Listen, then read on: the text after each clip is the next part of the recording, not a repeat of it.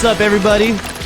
Happy Halloween, everyone. Welcome to the Press Any Key Halloween Special 2022, everyone. This week with me, as always, well, I guess no one. It's just me and Mike. Psych, we're all here, bitch. Psych. Woo! Nick is dressed to the nines in his apartment right now. So Nick, I you are died in a a skiing accident. Woo! I was gonna say, are you a Yeti? Like who are we? Sonny Bono.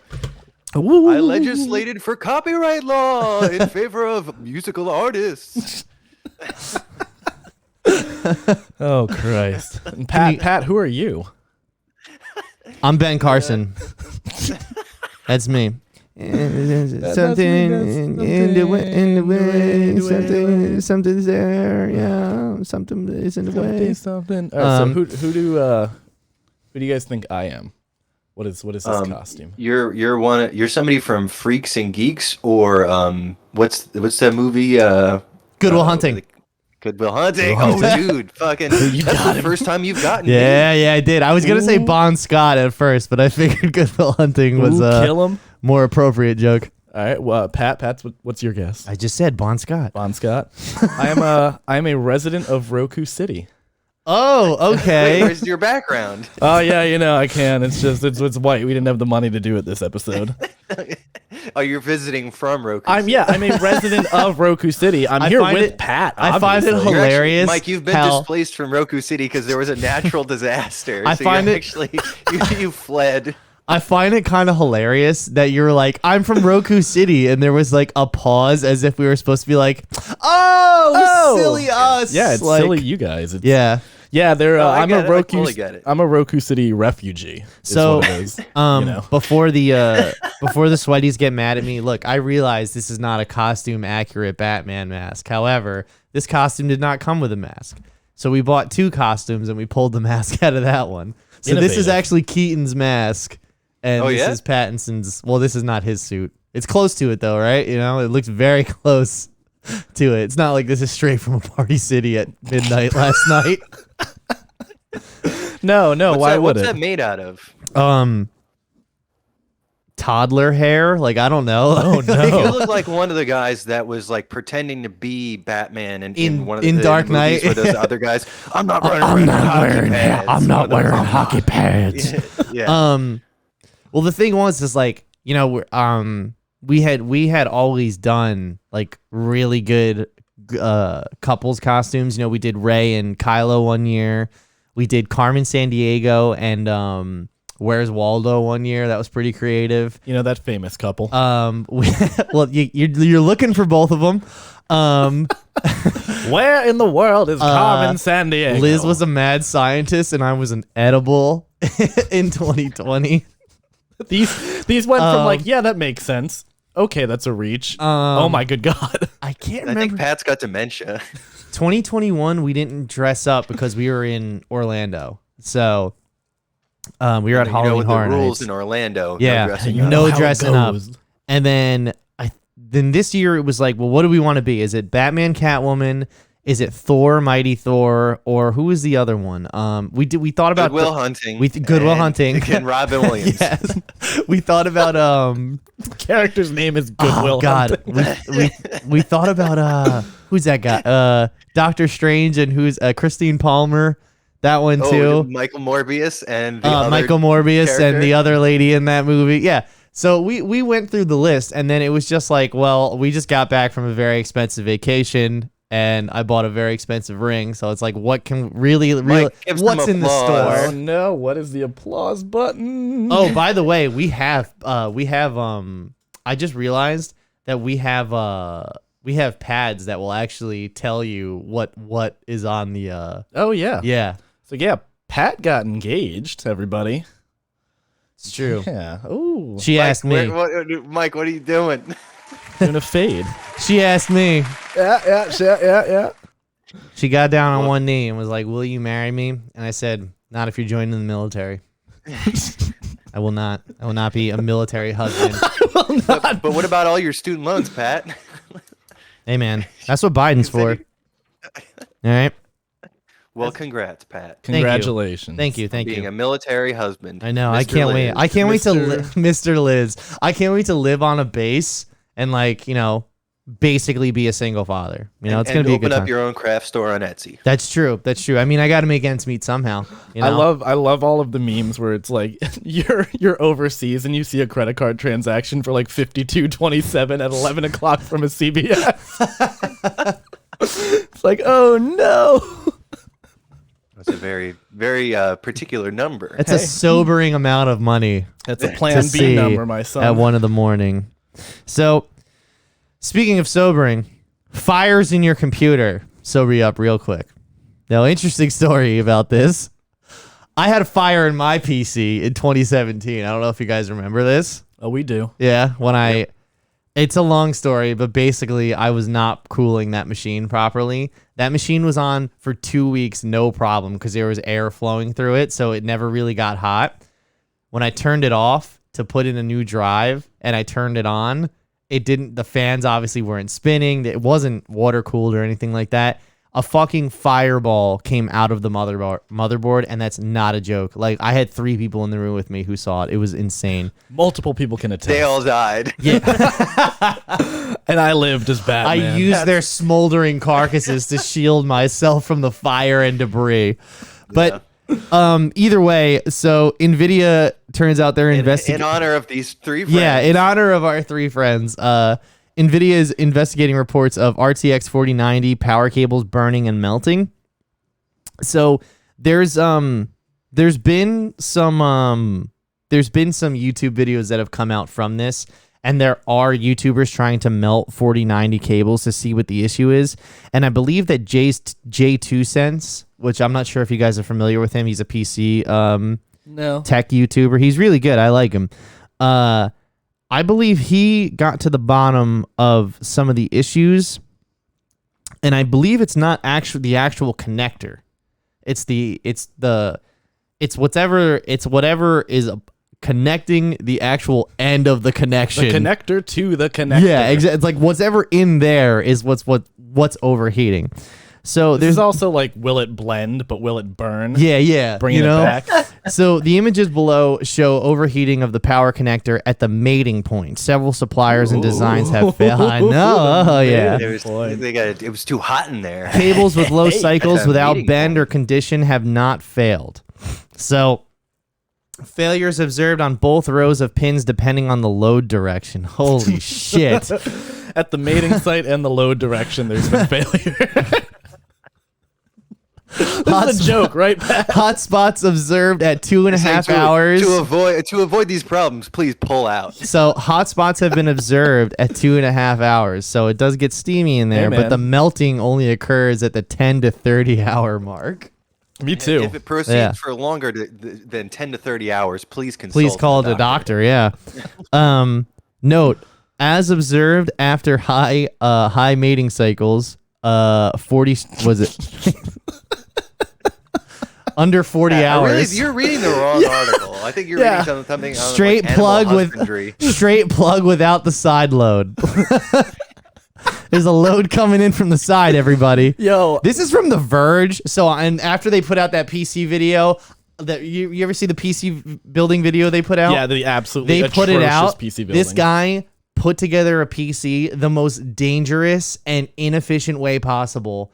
They tried to put that out, and every other PC YouTuber fucking smoked them so bad that they took it down. There's a bunch of reaction videos. So, like, they should just stop. Like, putting out PC stuff, and this is it. Yeah. Stop it all. So they actually do have a section here that says YouTuber J2 Sense, who has been warning about this new connector for weeks, calls it dangerous, but says NVIDIA doesn't agree.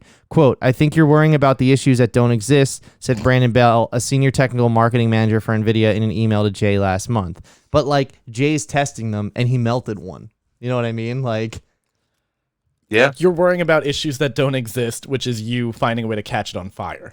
Exactly. You know.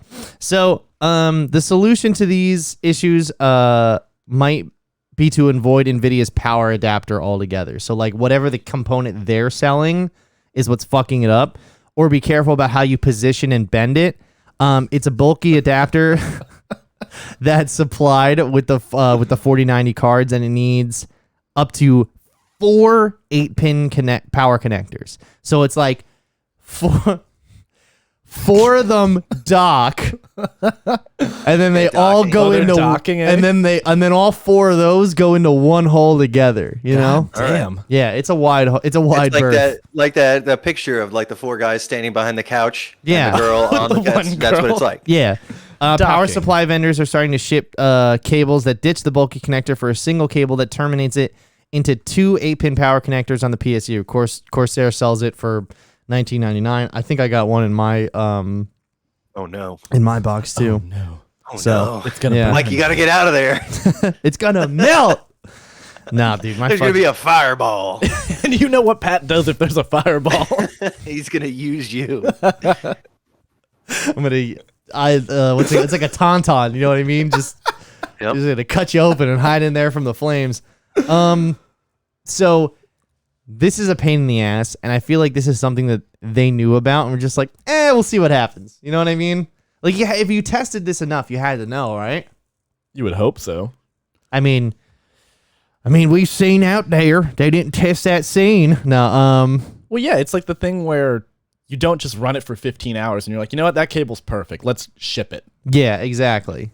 I think part of the other issue too is that like they're running into such power levels now that the actual efficiency of what it's going to take to run these things is just out the window. Right. You know what I mean?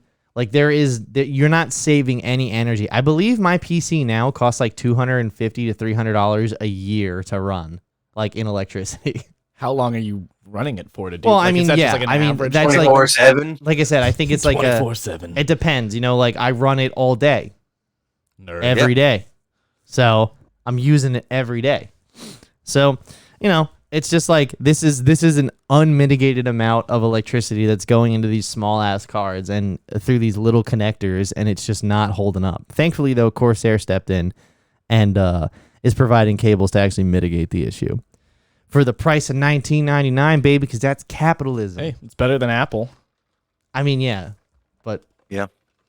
Look, I'll pay $19.99 no problem for like a little cable or something like that. When Apple's like, it's $45 for a thing the size of your thumb, and we made it do it because we hate you. Yeah, exactly.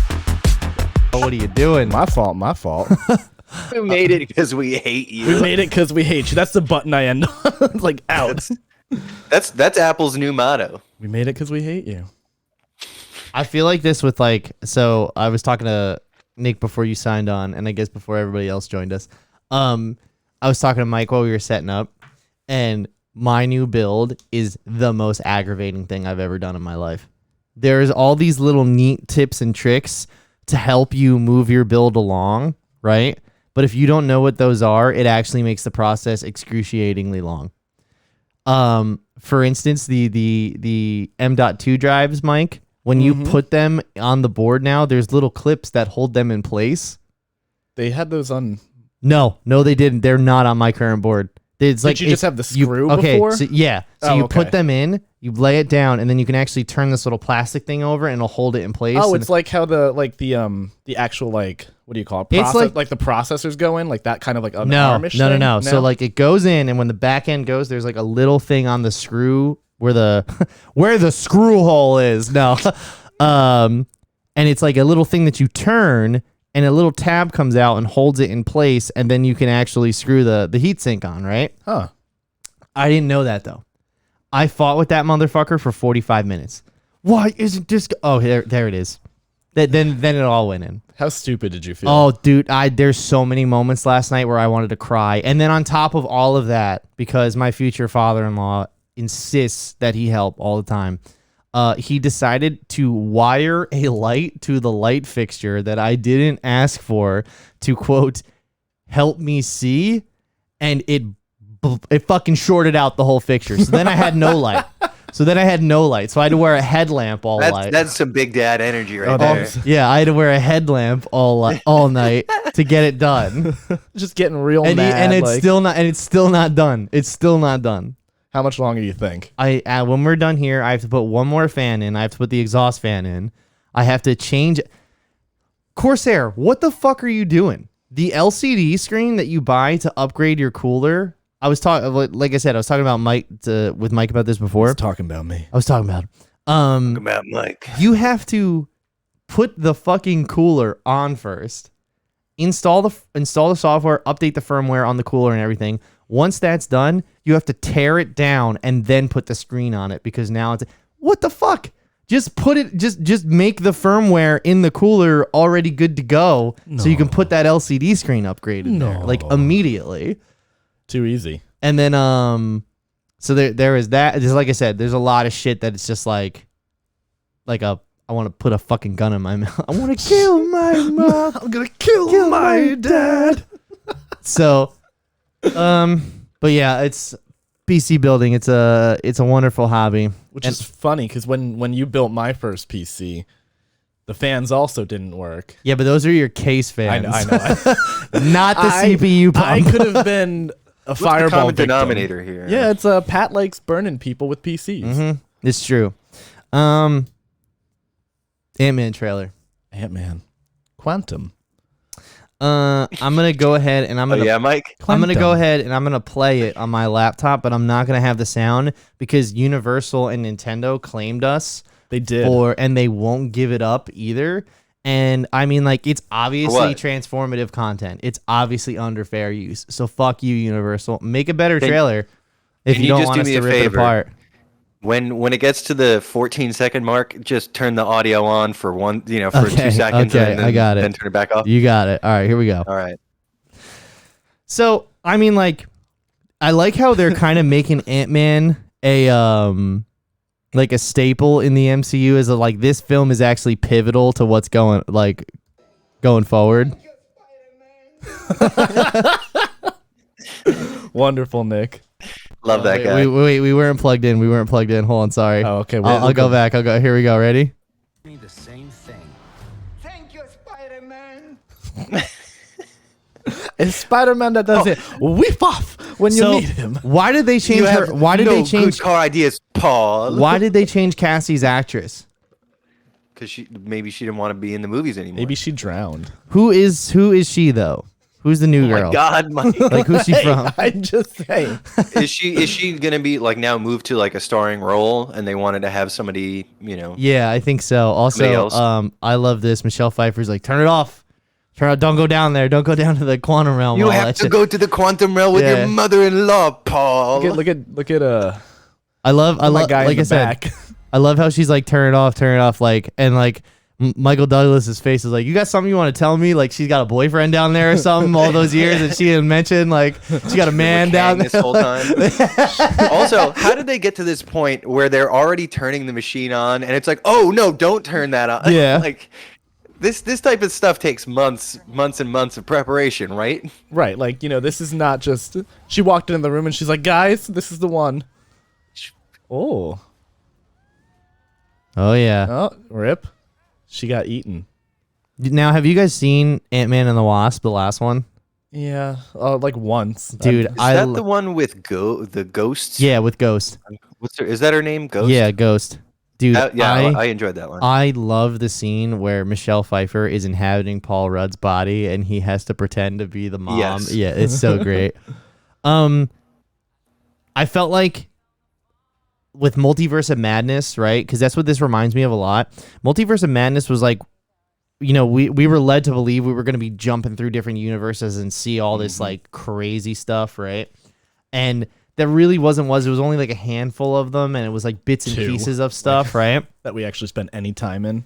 I feel like this though has the advent of like they're only going to one place, and it's something that you have no concept of. You know what I mean? So they can really play with your expectations here. Like the quantum zone or the quantum realm is really something we haven't spent too much time in, To me, it feels kind of akin to Thor. Was not this last one, but the one before it. Help!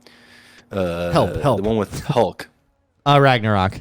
Ragnarok. This feels like more akin to Ragnarok when they're on Sakaar.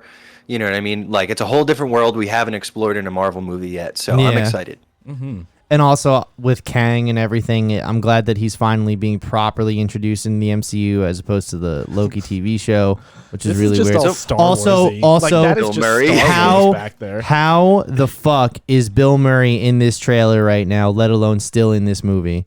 Right? With all the Like, shit that just came With out all the about shit him. that, yeah, and like that's the other Wait. thing too is like Marvel's not going to cut him out, right? Because like apparently he plays an integral role in this film. Mike, so. did you not? No, hear wait, any- what's happening with Bill Murray? Oh, dude, he's a fucking sex pest.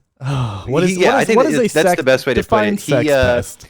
He's grabbing That- ass on set. That's what he's doing. Was it that Aziz Ansari movie that it happened? It got Yeah. shut down because Bill Murray was like he basically humping people on set. What? Which is like, Yeah, he's like coming on to like young female coworkers on set. he's like, To the here, point let where me like rub he my was like old he man literally nuts like on you. rubbing himself up against somebody, and you know now everybody over the years who've worked with him, it's like yeah, this is who he is on Yeah, set. this man is just a pervert. Yeah. And it's Yeah. just there's like some shit with like between him and Lucy Liu. Apparently, they came out on the set of Charlie's Angels where Yeah, he like verbally whatever her and like he like berated her. right and like this is another one of like listen the sex pest shit like that is absolutely unacceptable. You should not be putting your body on someone else's without their consent in any sort of capacity. Like You just never shouldn't ever. be a sex pest. Yeah, you shouldn't in be a plain, sex simple pest in English. yeah, exactly. But I mean, like that whole thing between him and Lucy Liu is just kind of like that's two people having a disagreement. Like, is he really? I think it's you know? when you compound that on top of Yeah, the sex it's pest just- stuff, it's just like he's just a nuisance. Yeah, to it's be just around. another thing to throw on the pile. You know what I mean? Yeah. But I'm also Plus, at the Lucy Liu stuff came out a while ago. It's not like that Yeah. came out with this that was years Right, ago. right. 2 years ago. Yeah, but I think that goes back to my original point. That's like the sex pest stuff, absolutely unacceptable. But like we don't know what the disagreement between him and Lucy Liu Right. was, and like man. he could just be a fucking asshole, like which is what it sounds like. But specifically, like when I hear that like two people hated each other on set, it's like okay, well there's two sides to that story, and the truth is somewhere in the middle. For instance, I was just watching some video on. Do you guys know Bram Stoker's Dracula with Keanu Reeves? All right, so I watched that movie for the first time in vampire literature in college, and it turns out that Winona Ryder and Gary Oldman fucking hated each other on set, right? Like absolutely despised each other. Now, obviously, Gary Oldman does not have this fucking history of being a sex pest and a dog in nuisance.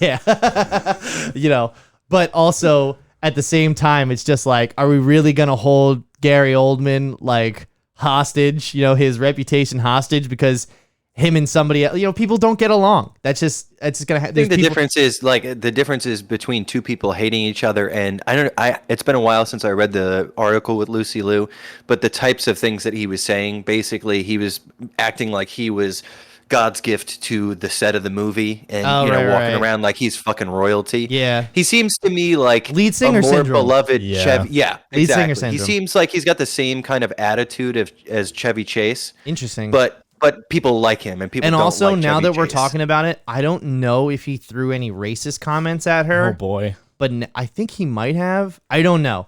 Might have been implied. It might have yeah. been implied, but either way, not cool. Either way, this is all not good stuff, and it fucks me up that this is like because Bill Murray is so fucking Guys, hilarious. you just ruined Osmosis Jones for me.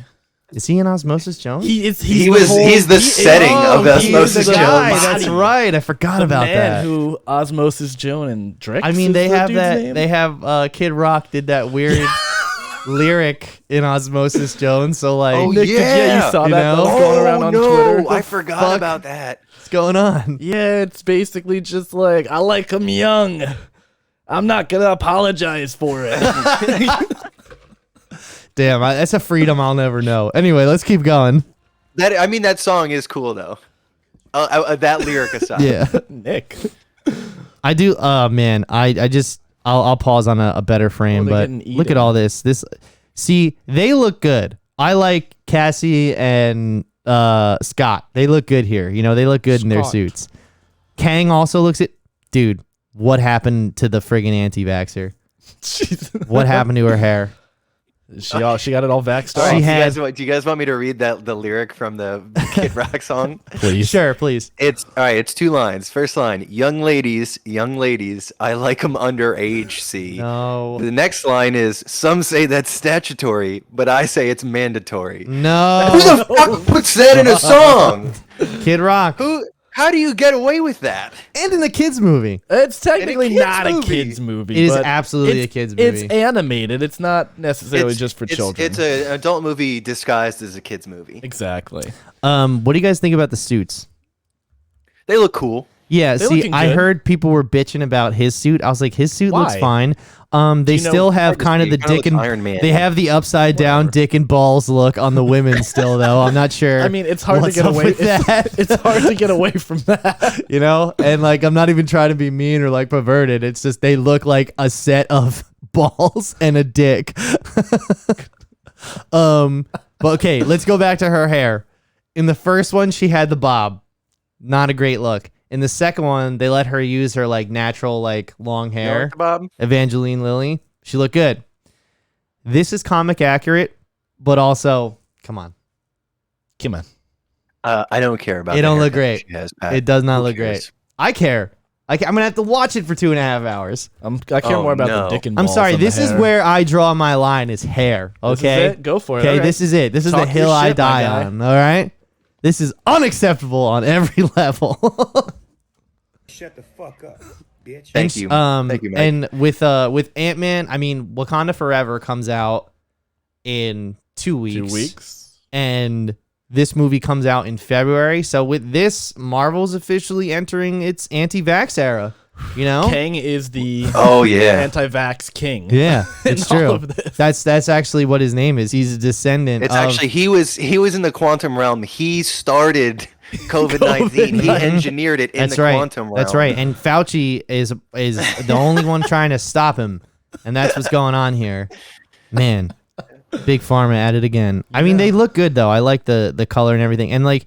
So I do like that the blue helmet and everything for Kang is not his actual face. It's like the skin color. Yeah, tone. you know, I like that they actually kept Jonathan Majors. I also like that the scars, like the lines down Kang's face, are actually scars on the actual like his actual skin as opposed to Yeah. whatever the blue thing is. I think they just didn't want to pay for CGI. I mean, he also has a wonderful face. He is a beautiful Jonathan man. Majors. They just Do you wanna guys show know? off that face? Do you guys know how old he is? Oh, can we guess? Okay, Yeah. yeah, Wait, bring us back. I'm gonna guess 43. 32. Burke, you said 43. Yeah. You're 10 years off, Nick. You're Nick. You're closer. He's 33. Oh, wow, I was, alright. I He was looks- shooting high. He looks way. Yeah, older I really than thought that you were 33. gonna say he's 50 years old. Yeah, I No, was, no, no, I was no. literally expecting to be like, yeah, he's 65. Well, because he's in that new trailer for Creed 3. Have you guys seen any of the Creed movies? No, but They're I great. do They're love great. the Rocky movies. They're great. Check them out. But either way, he's in the third one. He's the villain in the third one, and he's supposed to be playing somebody who's older than Creed was when they were kids. Like and he gets arrested and all this stuff. Just watch the trailer. Either way, his character is supposed to be older than Michael B. Jordan, and Michael B. Jordan is actually 6 years older than he is, but looks way younger. It's really weird. He's got a very emotive face, though. It's like it's really cool. I think it's gonna be really good watching him in this. Yeah. I'm Director, curious, same why do you writer. Why do you think they chose to introduce Kang in the Loki? I feel like this would be such a better introduction to him than have him just disappear at the end of the Loki series. Is it the same Kang though? That's a good There's point. multiple That's a good Kangs, question, yeah. You know, I think it might be. I mean, because people really like Loki, and they like Tom Hiddleston That's with a good it. point. So it's like they were gonna watch it, and this was a good way to like soft launch his character and set him up and give him like, how long is that scene that he's actually going through things with? It's like a half hour. It was a whole Look at episode, that. right? Look at Yeah. that. So it was a good way to like give him a lot of like. It was a good Dialogue way and to explanation. introduce his character, I guess. I mean, listen, I wouldn't have put the next MCU major villain in a fucking TV show on Disney Plus, but the reason they did that was because people would have to watch the show then. That You know, too. Guys. And Like, also, I it's mean, strategy. It's probably in a part two. It's like we're wondering what his villain element is going to be. His full name is Kang the Conqueror. Well, I think his element is going to be Earth. Yeah. Well, yeah, I think so too. Well, but in the way of like, you know, the motive behind what he's gonna pick for a lot of things. Hey, he's an asshole. He might not be. So, But let me ask a question of you. Like, Go now ahead. that we're kind of going down the rabbit hole of the next phase of Marvel, to me, it feels like this next phase is going to be super rushed. I mean, like, think about the decade of movies that we had to get from Iron Man to, you know, the end of the Infinity Saga, and now they're like, yeah, we're going to wrap up the whole Quantum Saga or whatever this next phase is. There's more content now, though. That's true, but it feels like it's going to be so shoehorned. I'm There's- worried. I really don't like. I'm worried they're going to go off the rails. There's more content now, and the other thing you got to remember is that originally it was they did 2 movies in 2008, no movies in 2009, 1 in 2010, 2 in 2011, 1 in 2012. Then they did 2 a year up until like I want to say like 2017. They started doing 3 a year, and then we got Endgame in 2019. We had a year off because of the pandemic. Then they had to put 4 out in a row. We have all the fucking TV shows now. And the other thing is that a lot of people are like, Phase 4 is directionless. We don't know what's happening in Phase 4. But do you guys remember? Phase 1? Phase 1, there was no big bad. Like, Thanos didn't show up until the end of Phase 1. That's what I'm saying. Avengers, It's you know like what I mean? now Like- they're just like Kang. He's gonna be it But- for the and it's like let's give us some breathing But room. this you know? is the start of Phase 5. This movie, Phase 4, and ends with Wakanda Forever and the Guardians Holiday Special. So it's kind of right around the same time if you think about it. I hope you're right. And a I lot really of do. people, and that's a lot of the criticism of Phase 4, I think I think a lot of the criticism comes from people who got on the train after Phase 1, you know what I mean? Who got on the bus, and now we're always building to Thanos. Like, every movie ended with like a post-credit scene or like, it's going this way. And you got to remember, Thanos really didn't make his debut on screen until Guardians of the Galaxy in 2014. You know, so there was that tease at the end of Avengers. He had that brief scene in 2014, and then he was at the end of the Avengers where he grabs the Infinity Gauntlet himself and says, "Fine, I'll do it myself." And then you didn't see him again until Infinity War 3 years later. So it's not like we got a heaping amount of Thanos like throughout the heaping years. You know, we got a little sprinkle here and there. So I feel like with Kang, they're actually taking more of their time to set him up and introduce him, you know? I think Kang too is so much more multifaceted than Thanos. That's true. That I mean, you're really going to need to like set it up in a good way. So the one thing I do want to point out, which it doesn't matter overall because it doesn't really bother me, but it is part of the conversation. In the comic books, Kang is a descendant of Reed Richards. Mm-hmm. And he comes from the future to the past, yada yada yada, to kill the Avengers, all that shit, right? I don't know how that works in this one. They might just retcon that altogether, and I feel like the familial tie is what makes Kang more interesting to the Avengers, or I guess the Fantastic Four in this sense. But I mean, they're going to be working with the Avengers, you know what I mean? Yeah. So I mean, they're basically a part of the Avengers. But I don't know how that's going to work in this one if they cast a white guy. You know what I mean? I mean, if he's I from don't the think way it's- yeah. future, Yeah, like a I'm- couple generations removed, there you go. Yes, exactly. You know, don't get me wrong. It's just this throws that into question. However, there was an actor who's rumored to be playing Reed Richards. Idris Elba. Let me look. You know, Idris actually, Elba. it would be great if they got Michael B. Jordan, have him come back to the Fantastic Four, but as Reed Richards. Let's Dude, see. imagine that, and it's like fucking the inverse of Creed.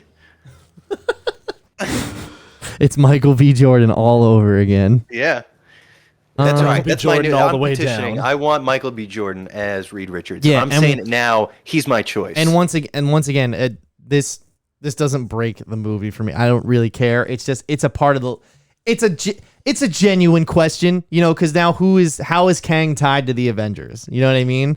What brings him to want to destroy the Avengers? They're you know, bad people. No superheroes. You know what I'm saying? I think what if this is his plot? He thinks that there's not enough resources in the universe, so he wants to destroy half of everybody in the universe. Ooh, Nick, what if he good, did that? good plot. That's very original. I haven't heard that before, actually. I don't I think we've ever support it. seen that in the MCU either. You I know? still- And think- the Avengers are like, you can't do that, and then that's why he's mad at them. Yeah. I still think Thanos is right.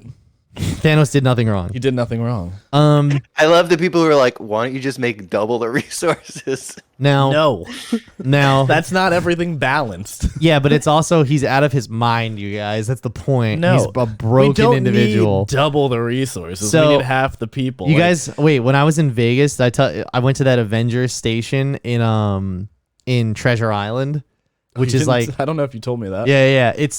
What kind of gibberish is coming out of your mouth right now? What are you saying to me? That Are you Avengers station. Are you speaking English? Avengers Station was this I guess you could say like fan experience that they built in 2015 that came out with Age of Ultron. So all of the branding stops after 2015. So it's like walking into a time capsule on some level, right? And they had Infinity Gauntlets there that you can try. So I wore Thanos's, right? And Cute. the first thing I did was, middle finger, and then like I like doing the whole, when you clench your fists together, the stones light up and stuff. That was cool. What's the articulation like on that thing? Not great. I Not great. tried. How's that bad boy run, huh? I tried the Tony Stark one. My wrist couldn't fit in the glove because Robert Downey Jr. has like a 28 waist. So of course he's a smaller He's a tiny man. little man. Yeah, exactly. So obviously my hand isn't going to fit. However, Liz could get her hand in that one, and that's the one that you can actually snap with. And then Cool. they, like all the crystals light up and stuff.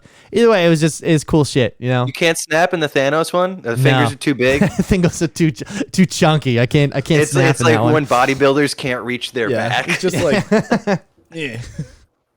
So, just to cap it all off, though, the original rumor is that he might actually be a descendant of Tony Stark, That'd be cool. which I would support it. that might support the whole idea of Why he's coming back and everything. Yeah. to try and maybe bring Tony back or To something. bring him back, of course. So you can pretty much guarantee that they might not come back full time, but the two of them will be making appearances in the next Avengers movies. You really think so? Absolutely. Also, by the way, I would give it a lot of time. I would give it a lot of time too.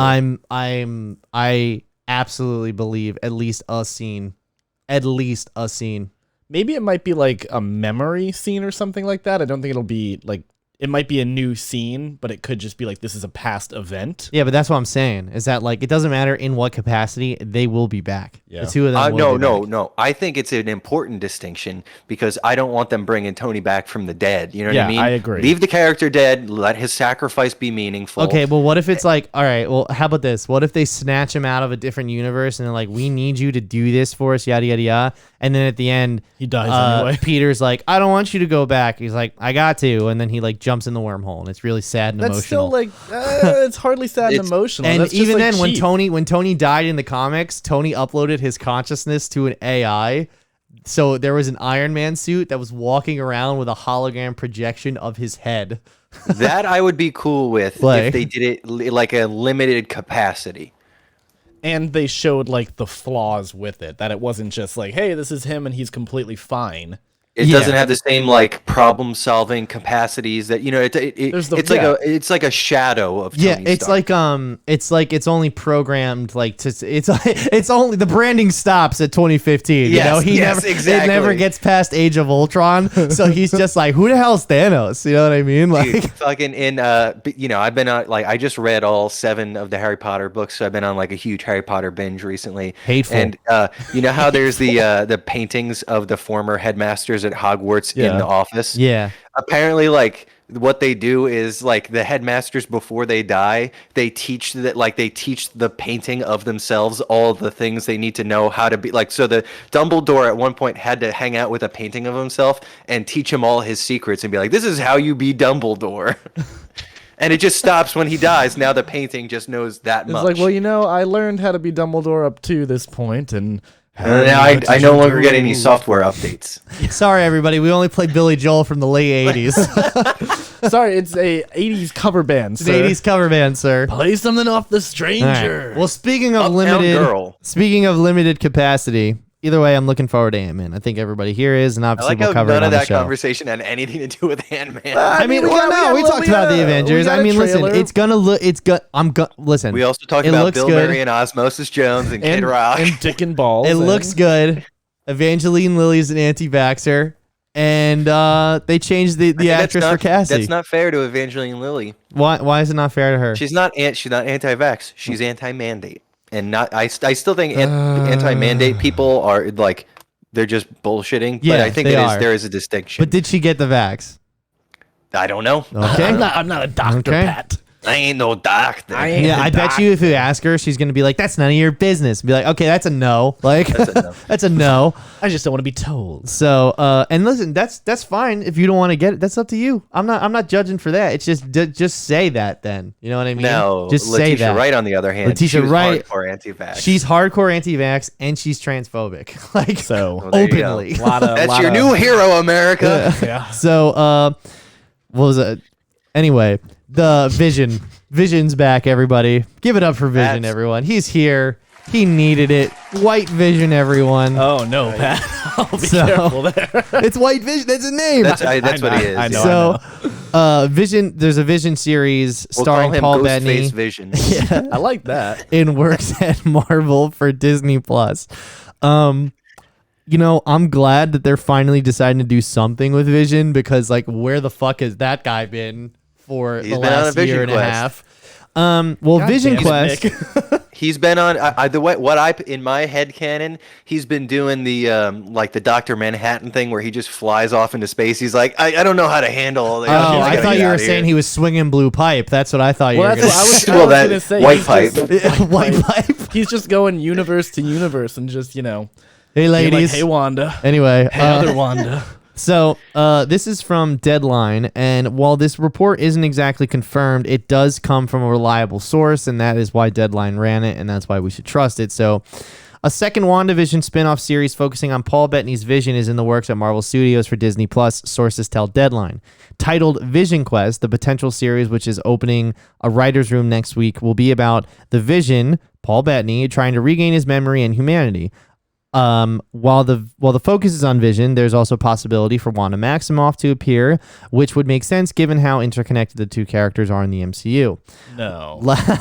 like the other WandaVision spin-off, the Greenlight series Agatha House of Harkness, headlined by Kathryn Hahn, Vision Quest is going to be overseen by WandaVision creator, writer, and executive producer Jack Schaefer. And reps from Marvel Studios and Bettany have declined to comment right now. So if you're like no comment, that means okay, yeah, it's coming. The new spinoff, unofficially referred to by some as the White Vision Project. Jesus Christ. God damn it. Jesus Christ.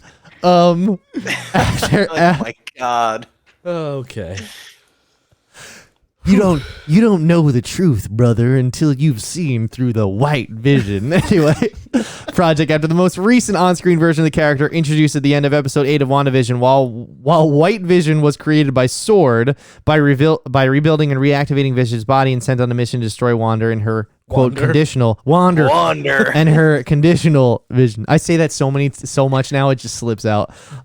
Vision. Wander Vision. The two visions had an epic showdown. Yada yada yada. Did they really? Do you think they kissed? The White Vision. Their epic showdown where they talked about the ship of Theseus. The ship of Theseus. It seems logical. The White Vision declared, "I am Vision," and swooped up into the sky and disappeared. So, Great I ending. wish he made that sound from Smash Brothers when you like launch somebody off the map, where it's like stink. I thought you were talking about like Link, like sigh, or like when, No, like when you hit him with the home or run Fox, bat. you know, hiya! That ping, that ding. Yeah, that one with the bat. I mean, look, I don't get why he needs a TV show. Why? Make it a movie. What? Not even that making it a movie. Just Don't put do him, anything. Just put him somewhere else. Put him in the next movie. Put him in another movie. Throw He him doesn't in a need his movie. own movie. Now, the thing about Vision Quest is that it is a comic line from the 80s, and there are a lot of cameos from different There's a characters. lot of comics we but don't need to make. I gotta be, but I've said it time and time. I've been saying this since fucking Age of Ultron, because Age of Ultron in the comics was like a year or two. Like, it really was. They lived under Ultron's rule. But Age of Ultron in Marvel was like a week, and he like was maybe in power for a day. Whereas, like, I say the MCU always borrows in name only. Like, look at Civil War. It had the same ideas as the comic run, not even close to what the actual comic run is about, though. So I think that's going to be the same thing here. Same thing with Infinity War, Endgame. Like, it's just, they're taking the name, they're going to borrow some elements from it, but they're going to make it work in their universe. Right. I will give this one episode. That's it. Has there just ever one. been anything in the MCU that did happen over the course of longer than like a couple days? Well, yeah, the Tony's alcoholism. Oh God. Yeah, okay, all right, that's true. Age of alcoholism. Demon in a bottle. That would be cool. Imagine like that, like if there was a story arc that took place over like longer than the span of a couple days. Well, that's like what there's the years between. Yeah, but we don't see that. Oh, It you just want to happens like off no? screen. That's true. Yeah. Well, I don't think necessarily there's anything That's the shit that they should do in the TV series. If you really want to do TV storytelling, use that format to tell longer stories rather than like a movie, which should feel like here's one really important moment. Use a TV series to tell like, oh, here's what's happening under the rule of Ultron. You know what I mean? That would Right. be That's a good take. Yeah, that's pretty cool. I like that idea. I mean, it's just one of those things where like Marvel has so much shit going on. Like, I don't think they can plan the meticulous, like the minute things to be long term. It has to be the big Minutia. events. You know what I mean? Like KANG or something. They can't get into the weeds. Yeah, they can't really get into the weeds. Like, it has That's to be what one the and done. TV shows should be for. You're absolutely Here's what right. we always talk about Kevin Feige. He's stretched too thin. All you need to do, Kevin, you just focus on the movies. Think about the big picture. Hire somebody to be your TV overlord and have them think about how it would affect the people, the boots on the ground people. Well, And have that be like, here's what's like happening to regular people on Earth. well, I'll That say would be this. so cool. There was somebody he was going to hire, but they recently James- got not yet. Madison, James Madison, James back Earl- from the dead, everybody. James Earl Jones. So James Earl Jones. before we get to that story, The computer version of James Earl Jones. before we get to that story, because that's a big deal, there is one thing I wanted to throw in here last minute. And Nick, if you left press any key after this news, I honestly wouldn't be upset. I would Morbius 2 understand. coming out right now. So Coming out right now. We're screaming it. official as of yesterday at 7:15 p.m. It Zack was Snyder announced is taking back over the. officially that Avatar: The Way of Water's runtime is 3 hours and 10 minutes. Oh my god! When is it coming out? Comes out December. It doesn't matter. December. We're gonna. I think spend it's December- fucking 3 hours in the theater looking at blue people. I don't want to. Yeah, that's gonna be a problem. Well, Did you? I went on like a little December 16th. like I was gonna term- say the 18th, but it's the 16th. I went on like a little Terminator bender. I was watching a YouTube channel. I think it was Hats Off Entertainment, but it could have been somebody else. And they were talking. There was a quote by James Cameron talking shit on what went wrong in the Terminator spin-off or like you got the a lot of franchise, balls. and basically talking about how it doesn't focus on the people anymore. Or maybe he was talking about Marvel too. He was talking about the relationships. Yes. How do these people have kids? Yeah. It wasn't Terminator. It was Marvel. And he's talking about how it's not about relationships. It's about like shit that nobody relates to. And he's like, that's what makes my movies great. Is that they're at the end of the day they're about people. And I was like, well, I agree with you. That's a little self-masturbatory there, James Cameron.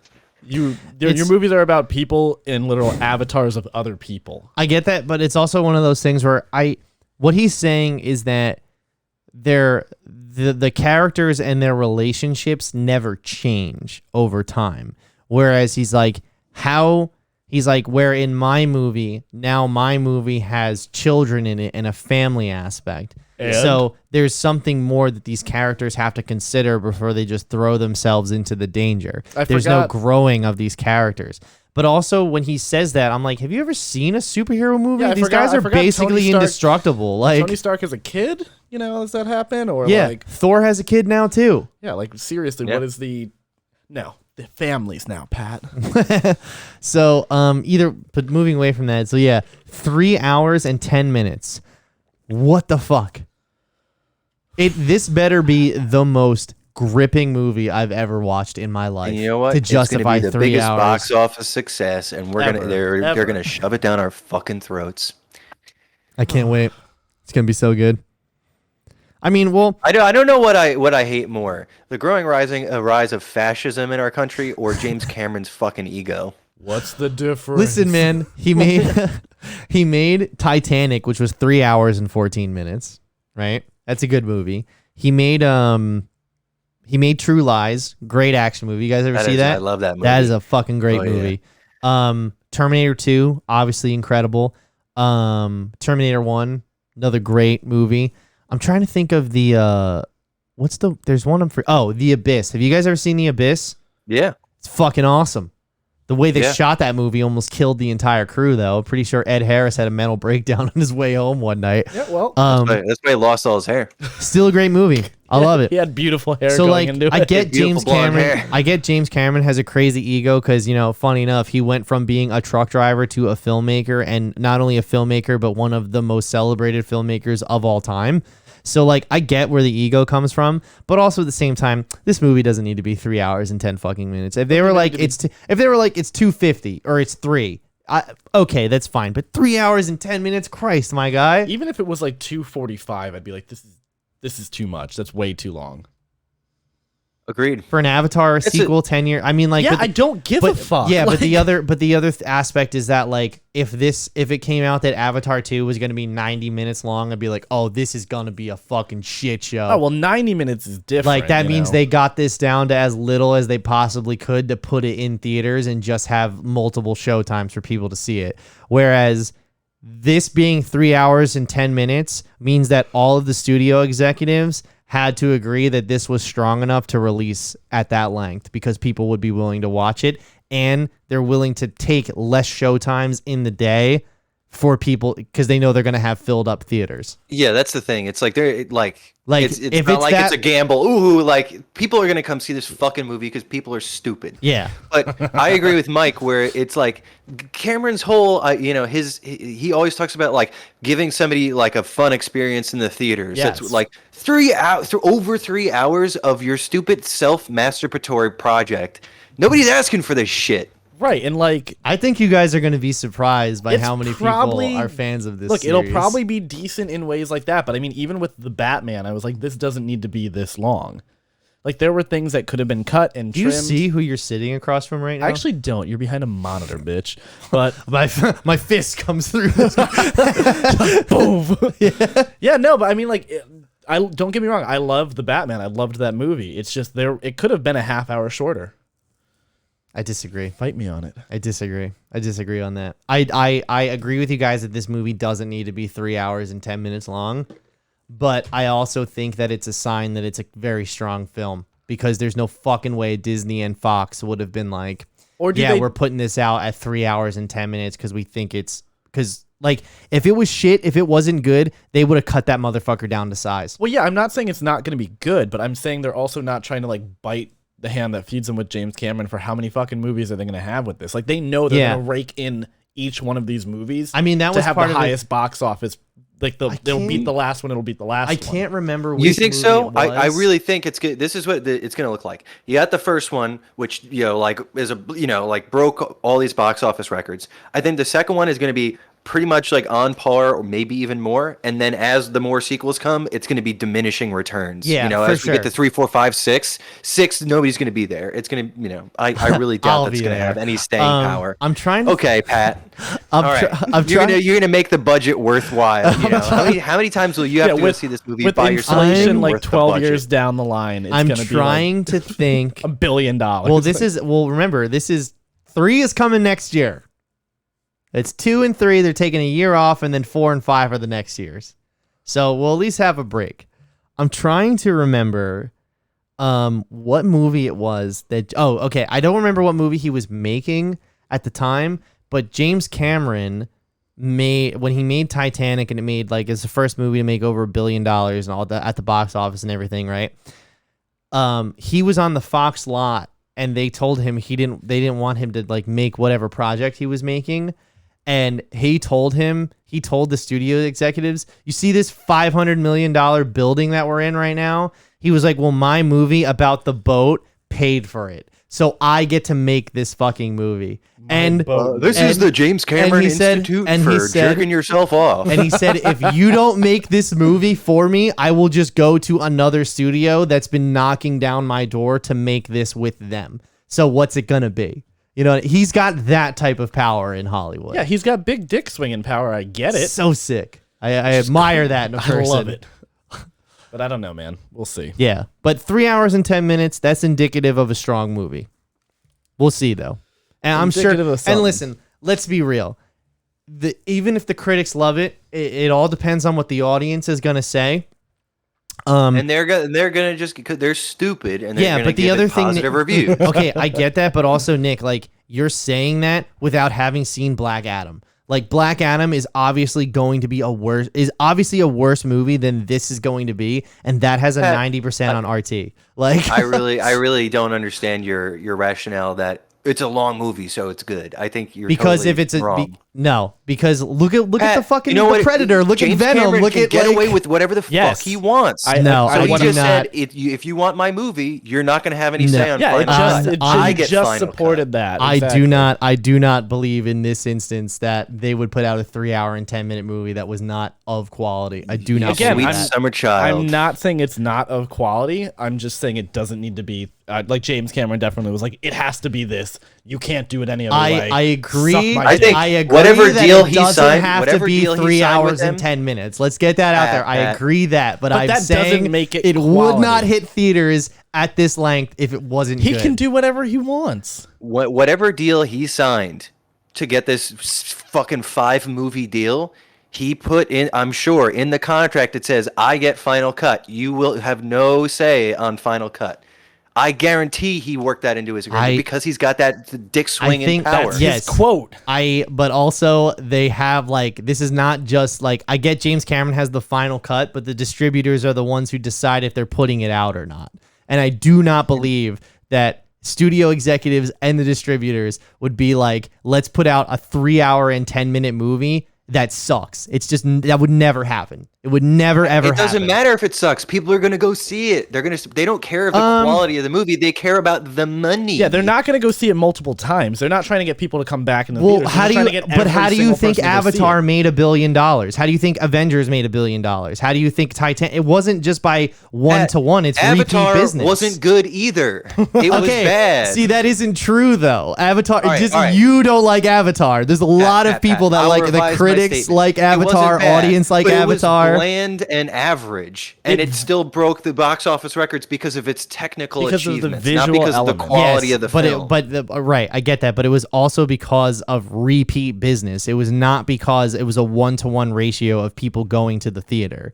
Like that was what Mike was saying before, though. Like that is repeat. If a movie makes $1 billion, that is repeat business. 100%. I think Avatar 1 didn't make as much money from repeat business. It made it like, if anything, it was just word of mouth marketing that this is, the budget is crazy and the technology that they used, and people were like, I gotta see this shit. Was the budget wild on the first Avatar? I don't know what it was. It was a crazy expensive movie. Let's see. And then once it started making a lot of money, they were like, this is the highest grossing film. 237. Yeah, that's a lot. Oh damn, yo, The Way of Water is only 250.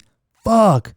Avengers for reference, Avengers Endgame cost $356 million. Avatar 1 was 237 and Avatar 2 is 250. Well, Avatar 1 had to develop the technology that they were using to make it. This one is already being, it's made with that same technology. Just upgraded. But now they had to figure out how to do it underwater. They didn't have to. true. They didn't have to figure it out. Is the thing? Like, it didn't need to No, that happen. was the reason why they didn't make the first one. No, He wanted to I make the first get one in it. the 90s, but he couldn't. And he I- wanted to make this one as soon as he could. I get it, but it's not like you don't have to. You guys, You you don't guys are have- just fucking haters. That's what you guys Absolutely. are. And you guys are you're just a fucking blind haters. zealot. I'm not a blind zealot. When the fuck do I ever mention Avatar outside of this show? a blind That's a- zealot. Well, you seem like it right now in this I'm conversation. looking You're at like, if it's 3 hours, it's gonna be good. I promise you I'm guys. looking at the history. I'm looking at the data, and I'm looking and based upon my own experience covering this shit for the past how many years. I'm telling you, no fucking distributor, no studio executive in Hollywood would be like, let's put out a 3.5 hour movie that sucks dick. It wouldn't happen. I'm sorry. That's it. That's it. Pat, I'm gonna hold you to that. When this Okay. movie comes out, Okay. we're gonna relitigate this fucking conversation. It doesn't matter because you're gonna not like it anyway. You're No, going in knowing you Pat- don't like it. Pat, I'm gonna swear on like I'm gonna swear right now on Sunny. I'm gonna go into this trying my best to like it. I promise you. Well, I mean, if you have to try to like it, that's kind of disingenuous. How about, like, the all best of my way? The anger best way over to the say first it. one? The best way to say it is you go in with an open mind. I'm gonna go in with a Yes. blank slate. I'm gonna go in with zero sway in either direction. That's for me the best. This is. I feel like this is the one we should see together. I feel like we should Okay, make some I'm down. time to see this one together. Like I think so. get some ticket, and not like a Sunday morning. Like let's go together, The on midnight like a premiere. Thursday or a Friday or something. Like let's go out and see this motherfucker together. Like We'll go get some Applebee's beforehand. Some glizzies. some glizzies. Yeah. We'll get some brunch glizzies. Yeah. I'll see you there, December 16th. So speaking of glizzies, DC Films has shut down. It's over, you guys. They closed DC Films as soon as Walter Hamada was out of there, and as soon as Black Adam came Black out. Adam started getting bad reviews, they're like, it's done. They're like, Close shut it up down, shop. close the doors. So, in the wake of that, though, however, DC has finally found what they call their Kevin Feige. Well, two actually, and I think it's kind of Mike, funny can that we get a drum roll here, please? they need two people to cover the one role that Kevin Feige does. And ladies and gentlemen, DC Studios has officially opened with the creative heads James Gunn and Peter Safran. That's the best news. This is the best news that we've gotten about In DCU. entertainment news, this is the best thing I've heard in the past since we've been doing this show. honestly, yeah, not bad. So, the response to this news was, first of all, this didn't leak, which is already a sign that Warner Brothers is shaping up because Warner Brothers used to have horrible leaks. And Dude, they used to have fucking Jamie Foxx getting in through all the leaks in the bottom of the boat. that's cringe stuff right there, man. That's cringe. That's cringe. So here's the funny part is that David Zaslav has been searching for Kevin Feige, right? So much so that there's a report that came out since this news broke that he even called up Kevin Feige himself and offered him the job at DC Please, to leave Marvel and come here. please help. Obviously, How much money do you think he would need to jump ship? $1 billion. $1 billion for sure. No, like Dr. Evil level, $1 billion. A billion, a billion, gazillion. So if you guys are familiar with James Gunn, he made Guardians of the Galaxy, he made Slither, he made Guardians of the Galaxy 2, he made Suicide Squad, he made the Peacemaker show. All of his projects are fucking awesome. He wrote the first two Scooby-Doo movies. Good shit. He did? Yeah, he did. And he tells that story all the time that he was a screenwriter. He got hired by Warner Brothers. He made Scooby-Doo. He thought it was going to be a shit movie, and then he got a call on Sunday morning from Warner Brothers saying that he was going to have the #1 movie in America that week. And then it was worldwide, and he talks about how the residuals from the DVD alone he was able to buy his first house with, like that type of monumental. He was making movies back in when DVDs were like when a DVD came out, it was like your movie opened up again. You know what I mean? You got that nice little bump. You had the fun intro screens where, like, if you just left it on, like, Shrek, Yeah. like Shrek 2, where they're all just, like, in all the little bubbles. Bro, I made out to so many girls to DVD screens Bro, after the movie I was made over. out to Alright? so many So I girls. made out to girls. so many girls, bro. It was sick. Dude, this is like the bit on was South sick. Park, the guy that doesn't, he like almost knows how to speak English. I made out to so many girls. And it was no way. There was no way. Okay, all right. It was awesome. You know how many times I heard that Anchorman music over and over again? Anyway, How many times I heard Mike Myers just be like, "What's that?" so as this report says, in this new role, Gunn is exclusive to Warner Brothers and DC. No more Marvel. So this was actually brought up to Kevin Feige at the Black Panther premiere a couple nights ago, and when he was asked about it, he said, "Well, James still has a lot of work for us to do from now until now until May, which he is well aware of, because Guardians 3 is coming out." We're changing the name of the month, May to Marvel. To Marvel, However, May. It's Marvel month, so which he's well aware of. But then Kevin Feige said, "But as soon as he's done, and the first thing he makes, I'll be the first one in line to see it." So he's very supportive of this decision. And you got to remember, you guys, Kevin Feige hired James Gunn to usher in the cosmic side of the Marvel universe. And the word on the street is that when Feige retired, James Gunn was supposed to pick up the reins and be the creative head of the MCU. Now, I will tell you exactly what happened and why this happened the way that it did. 2017. You guys remember this? I do remember that year. It was a blur. James Gunn got canceled, Oh, yeah. quotations, because a bunch of right-wing trolls, I think it was Cernovic, I think him and his posse, dug up tweets from 10 years ago where he was making jokes about pedophilia. Now, the interesting part is this had already come up when Guardians 1 was announced. And he had already apologized for these things and said he was trying to be like an edgelord comedian, right? Mm-hmm. So they dug up those old tweets, they circulated again, and he gets fired from Guardians of the Galaxy 3. Now, literally the next week, reports came out that every studio in town was hitting up James Gunn, being like, "Yeah, we don't give a shit about that. Like, that's Disney's. That ain't our problem. That ain't our problem. That's Disney's image. Like, we'll gladly We don't take have that you." squeaky clean image like Yeah, Disney. yeah, we'll gladly take you on board. And obviously, he went on to do the Suicide Squad. So what ended up happening a couple months later was they realized that this was like some sort of like right-wing coup, and Alan Horn had gotten involved in everything. And Feige was the one who was protecting James Gunn. Alan Horn was the one that told Feige, "You have to fire James Gunn. Like, it can't be any other way." And even Bob Iger was going to bat for James Gunn as well. And then obviously Chapek came in and all that shit. So James Gunn gets rehired, and the reason that Guardians of the Galaxy got moved so far in the schedule is because James Gunn told Marvel, "Well, I'm still doing Suicide Squad, and now I'm doing Peacemaker as well." And I'm sure he told them, "Well, you shouldn't have fucking fired me in the first place," you know? Yeah, honestly. So they drove him right into the arms of their main competitor. With the arms wide open. And the funny part is, here's the fucking crazy part. Alan Horn retires from Disney and Marvel, right? He's retired for a while. David Zaslav buys Warner Brothers, right? They fucking get Alan Horn out of retirement to head up Warner Brothers, right? Guess who the fuck hires James Gunn? They keep pulling me Alan out. Horn.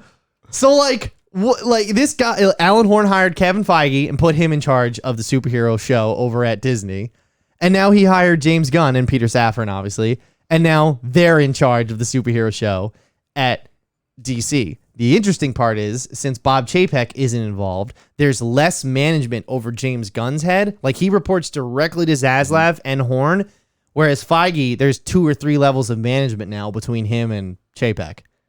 So James Gunn actually has more control over his studio than Feige does now. We spoke about it earlier this year. It's like, this could be where the fucking polarity shifts. Yep. This might be the This might be beginning it. of the DC, dominance, and I'm for it. And it will be interesting too to see if the friendship between Feige and James Gunn, like, I'd love to see them just kind of commiserate and bounce ideas off of each other, and actually have them kind of working together to have like. Oh, what's the way that he put it? Like, $1 from Marvel isn't necessarily a dollar yeah, for taken DC. or for, yeah. Yeah. Yeah, so Well, I I mean- think this could be the beginning of something great. You got to remember, they share the same sentiment. When Guardians of the Galaxy opened big and it did more than Man of Steel, they brought that up in an interview with James Gunn, and James Gunn goes, I have nothing against DC. When their film does well, when they win, it's a win for all of us. Yeah. You know what I mean? Like, just because they're making the money this week, like, we'll have a chance to make our money, but they're making the money these 2 weeks. Right, you know? when you But, continue like, to popularize the comics superhero and all the genre, superhero yeah. genre, then it's just going to be like, fuck yeah, let's see And- that movie, and and then Feige- we'll get money to do more. Feige says the same thing. He says two of his favorite superheroes are Batman and Superman. Like, You know so- what'll be interesting too is I'd love to see James Gunn's like kind of happy-go-lucky sensibility kind of take these characters away from the dour Snyderverse and into a more like bam, bam, bam, bam, bam, like Superman Right. kind of vibe. So it's funny you bring that up because the Snyderverse people were not happy. Oh, fuck And you off. know what? Oh my God. I drink their milkshake. They fucking lost it on social media over this. Bitch. They were fucking mad. They were like, this is disgusting. How could they not bring Snyder back? It's like, it's one of those things where I just want to be like, listen, do you not understand that Snyder's movies woefully underperformed? And not only did they underperform, they weren't good either. Like, they weren't if they were like, the reason they stuck, James Gunn's Suicide Squad lost money. It did not make money. It didn't even break even. But it was so fucking good that they saw the potential in it. Peacemaker is excellent. That's the only TV show I've watched this year, besides for like The Boys, honestly. Yeah, that was like, wow, and holy hell. maybe Game of Thrones, House of the Dragon. That I've been like, this is fucking great. Like genuinely. I gotta great throw the this whole way out there through. too. I said this before, but you gotta check out Sandman on Netflix. It's really fucking good. Why did Neil Gaiman, is that his name? The guy Yeah. who wrote it? He's bitching about how I've watched people convert Sandman and they never get it right. But I heard Netflix got it the closest. That's what he said because he hasn't watched it. And he's petitioning to get renewed for another season. It's like the best thing that Netflix put out in a long time, and they Damn. still haven't renewed it yet. I'll have to check it out. But Check it out. Nick, going back to what you were saying about like moving into like the sensibility stuff about his like happy-go-lucky type of vibe, I hope so because Henry Cavill is officially back as He's Superman. back. He It's the said Superman. he said in an interview recently that he hopes that it's like a joyful and upbeat version of the character, and he said, I can't tell you what's going on behind the scenes, but just know like we're moving in the right direction. Here's what I hope. James Gunn, although he's the creative side, he's going to be, plotting out where we're going in the universe and how we're telling stories. Peter Safran is going to be running the actual company, though. He's the producer. He's done the Conjuring series. He has done, I think he did a couple of the DC films beforehand. Did Good Will Hunting. He did he did the Lego movie. He knows his shit. You know what I mean? Yeah. So they're moving in. They got a good team, and Peter and James have worked together on a number of projects, so they work well together. Do you think that they're going to move away, like maybe set this in an alternate universe from the Snyder stuff, or do you think they're going to wipe the slate clean, or just keep going and have it just pivot direction and kind of just say that's there, but we're just not going to? feel like Black Adam answers this question really well. Well, I think what they're gonna do is I think they're gonna take the actors that we already have and the storylines we already have going and just make it better. Ezra Miller. Well, George McKay is supposedly replacing him in the next Flash movie. Is that true? I heard it was like he was preferred to take over, but nothing was really he's set top in motion he's yet. top choice, and Andy Muschietti likes him, and they already finished the script for the sequel to Flashpoint. So I'm telling you, they're gonna reshoot that movie, and they're gonna call it Batman Flashpoint. Like, they have to. Really? What are they gonna do? What are they gonna do? They have a What are they gonna do? psycho on screen. They have a psycho running around pretending to be. There's gonna be kids that watch that movie. Okay, now remember all the press releases. They're okay now. Oh, Okay. you are so right. I apologize. They are okay now. Oh, I'm so triggered. Anyway, All right, Joker. sorry, that was my Batman in me. They start November 1st. Like, this is not like like they have offices, and they are hitting the ground running on November 1st. They are still, obviously, there's still a whole year of DC movies to come out. Next year is Shazam, Flash, and Aquaman. And Blue Beetle as Aquaman. And Blue Beetle as well is coming out next year. So we have 4 DC movies already shot and in the can that are coming out next year. So it's not like we're not going to see anything from them really until probably the following year. And I'm telling you, within, I want to say 6 to 8 months, we will have a slate, and we will know where they're going and how they're going to do it. I genuinely believe that. Oh, yeah. And you have to believe that James Gunn is going to call or at least text Kevin and be like, "Hey, how'd you guys figure it out?" You know what I mean? Yeah, like you said, the partnership between them will only benefit everybody. Yeah. Exactly. And it looks, and I mean, like, I can't wait to see what happens. It looks really good. Mm-hmm. I mean, the whole vibe changed. I feel like there's a light at the end of the tunnel. Like, DC's finally gonna get its due. You know what I mean? And the other thing is, I like the idea of, since DC already has like this established multiverse. You know what I mean? Like, Joker exists in its own world. The Batman exists in its own world. The Batman takes place on Earth 2. You know what I mean? Like, they said that it's canon in the DCEU. Oh, they changed it too. It's just DCU now. Yeah, that's good. Fine, Because whatever. the D's first nuts. because the D actually stands for Detective Comics, so it wouldn't be DCCU. You know what I mean? It's just Detective Comics Cinematic Universe. Yeah. So that's what they're changing it to. And like I said, it's no longer DC Films. There's no longer DC Animation, DC game. It's just DC Studios, and everything comes out of there. The animated stuff, the movies, the shorts, the YouTube shit, like everything comes straight from that. It's its own vertical company. I know we talked a lot of shit about Zaslav when he was like, canceling everything. But if this is a sign of things to come, I might have to eat my shorts. Did we talk shit about him? We yeah, just well, were I mean, we're critical kind of like of- mad that he's like just throwing everything away for a tax write-off. A lot of good content went into the fucking incinerator. You'll never be able to see some shit Brendan again. Fraser. Yeah, I mean, okay, here's the other thing though. They had to get rid of $3 billion, right? He only got rid of like 1.2. He still got more shit to axe in this quarter by the end of the year. Uh-oh. And it's too bad it's not all the Snyderverse stuff. I know, too because bad- that still makes money. People Too still bad watch Avatar isn't in. Yeah, right. that. Oh my god! All right, Let's get rid of all the We're done. DCEU Snyder stuff and Avatar. Honestly, yeah. That's a quarter bill right there. There you go.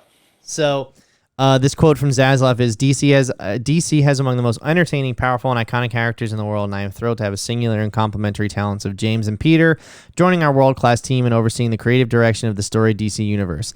Their decades of experience in filmmaking, close ties to creative community, and proven track record of thrilling superhero fans around the globe make them uniquely qualified to develop a long-term strategy across film, TV, animation, and take this iconic franchise to the next level of creative storytelling.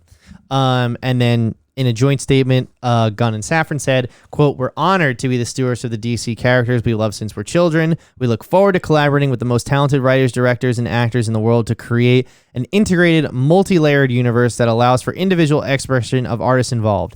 I like that, because that means that they still want to be director focused. Yeah. Our commitments to Superman, Batman, Wonder Woman, Aquaman, and Harley Quinn, and the rest of the DC stable. And dude, it was so funny. Some fucking Snyder fan on Twitter was like, they mentioned Harley Quinn outside of the core 4. They don't know what they're doing. don't know Someone what's retweeted happening. him and goes, who the fuck is the Core 4? I made him up. Nobody ever mentioned Aquaman in the same line as Wonder Woman, Superman, and Batman before Khal Drogo was around. So, is only equaled by our commitment to the wonder of the human possibility these characters represent. We're excited to invigorate the theatrical experience around the world, as well as tell some of the biggest, most beautiful, and grandest stories ever told. We're especially enthusiastic about doing this all while Mike, Pam, Casey Channing, and the whole Warner Brothers Discovery team are grateful to David Zaslav, whose bold vision of the future and franchise we share allows for this once-in-a-lifetime opportunity. Most of all, we can't wait to bring you all into the story of the DCU. We're here. We love it. I'm excited. I am excited. I'm excited too, dude. It's been more than enough time that we need to have a fun DCU movie. Funny enough, you guys ready for this? Go for it. Before Suicide Squad, Gunn made Scooby-Doo and Scooby-Doo 2 at Warner Brothers. At the first he directed and the second he wrote. He also wrote Zack Snyder's 2004 remake of George A. Romero's Dawn of the Dead. No So shit. they did do a movie together. Ooh, okay. I didn't know that. I didn't know that either. I didn't know he wrote that movie. That's why that movie's so good. I was huh? gonna say that's why that fucking slaps. That's why that movie's fucking awesome. Okay, I didn't realize. All right. Also in the credits include the horror comedy Slither. Have you guys seen Slither? I haven't. It is fucking awesome. It's Nathan Fillion and Elizabeth Banks. It's that's sick. that movie. Yeah. Okay. The dark superhero comedy Super, and the Guardians of the Galaxy franchise, which made more than $1.6 billion at the box office, and Safran's credits have made more than $1 billion at the global box office. He's currently wrapping up The Nun 2 right now. Oh, so, good. you know. Everyone's so excited for that. And DC had a #1 film in this past week. They had Black Adam with 140 million worldwide take. So pretty good. I think it was something like 40% of the good. people who went and saw that movie were only going to see it because of The Rock. And out of that, 30% of the people who they pulled at the door didn't even know that it was a DC movie or didn't care. Yeah. And then it was like something above, like a smaller percentage thought it was a Marvel movie. I want to know how much money Black Adam wouldn't have made if The Rock wasn't in it. Dude, like probably it would have made 25% of that. Yeah, exactly. So yeah, I'm excited. This looks good. I can't wait to see this. You guys know me. I think Suicide Squad is James Gunn's Suicide Squad is one of the best comic book movies ever made. I love it so much. I agree. All right. So, ready to get to the big picture here, boys? The pièce de résistance.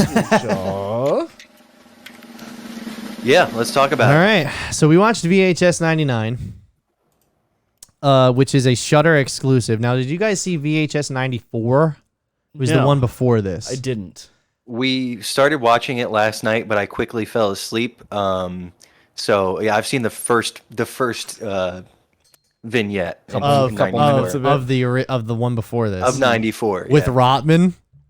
Yes. Okay. Yes. 94 is excellent. Yeah. I love. Okay, so we were talking about this during the horror movie tier list, and I said that VHS series is very hit and miss in the sense that the first one is okay, the second one is fabulous, the third one they tried to do that horror comedy shit, and like it just didn't stick the landing on the comedy bit. Then it went away for a while. Shudder got the rights. Then they made 94. I fucking love 94. I think that one is excellent. This one was awful. What? A wet fart the entire time. None of these fucking vignettes went anywhere, and the ones that were interesting, I felt they just cut disagree them with too you. short. Well, there's 5, right? There's 5, and I thought it was. I would say 3/5 of them were really good. One was okay, and the very first one was terrible. The very first one was I'm gonna pull up the Wikipedia because I can't remember their names. That was The called very first Shredding. one was Shredding, and okay, yeah, that's the one where they go into the club with the zombie. Were Yeah, they zombies pretty or much. ghosts?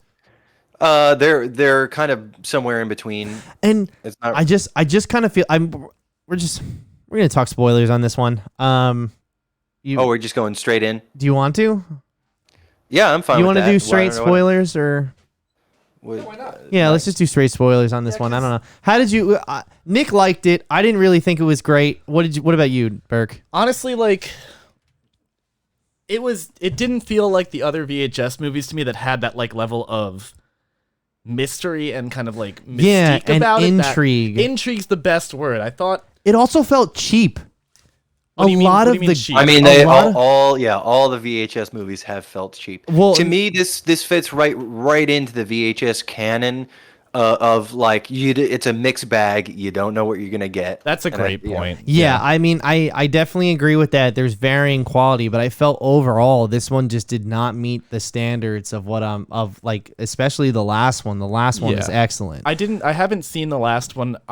And I'm going back. I don't know if it's because we watched like the original VHS and like VHS 1.5 was the second one or whatever. Yeah, we watched that back in college, and like maybe it was like the time and everything watching it. Like I thought those were cool. I thought those were like gritty and like really interesting and like almost like, you know, like found footage kind of way. Yeah. These, I don't know if it's just been there's too much shit that's like that now that it's kind of like, you know, really like watered down the pool. But there wasn't anything in here that I was like, oh God, like, oh no, or like that's gonna stick with me or haunt me or, you know, anything to like that weirdness. There was some cool shit. Like I like the first skit, we'll call it that or whatever. The first tape, Vignette. the first one, first tape. the first I think that's tape. good. with the army men, right? No. That's Well, that's I know, the I know, overarching I know. story. Which I don't even know what that was. The first weird. first tape was them in the club. It was the punk band in the The 90s. Colony Underground. Yes, and With Rack, what was it? Rack, yeah. Right, yeah. And I thought it was cool that they put them all together at the end. I thought that was I thought that was interesting. But also at the same time, I felt everything up until that point, like the costumes were really cheap. I thought like it had that. You remember the first VHS where they're a bunch of pranksters and they get hired to go into the house and steal the tape? You remember? It had that vibe, and I didn't really like that about the first one, so I was kind of turned off to that too. Second one I think was the, a lot of it felt authentically 90s. You know what I mean? Like the whole, Yeah. it took place in 99, felt authentically 90s, but specifically in this tape shredding, there was nothing redeemable about any of the characters. They all sucked. Everything about it was annoying, and I couldn't wait for them to die. It was that. Which I know. Yeah.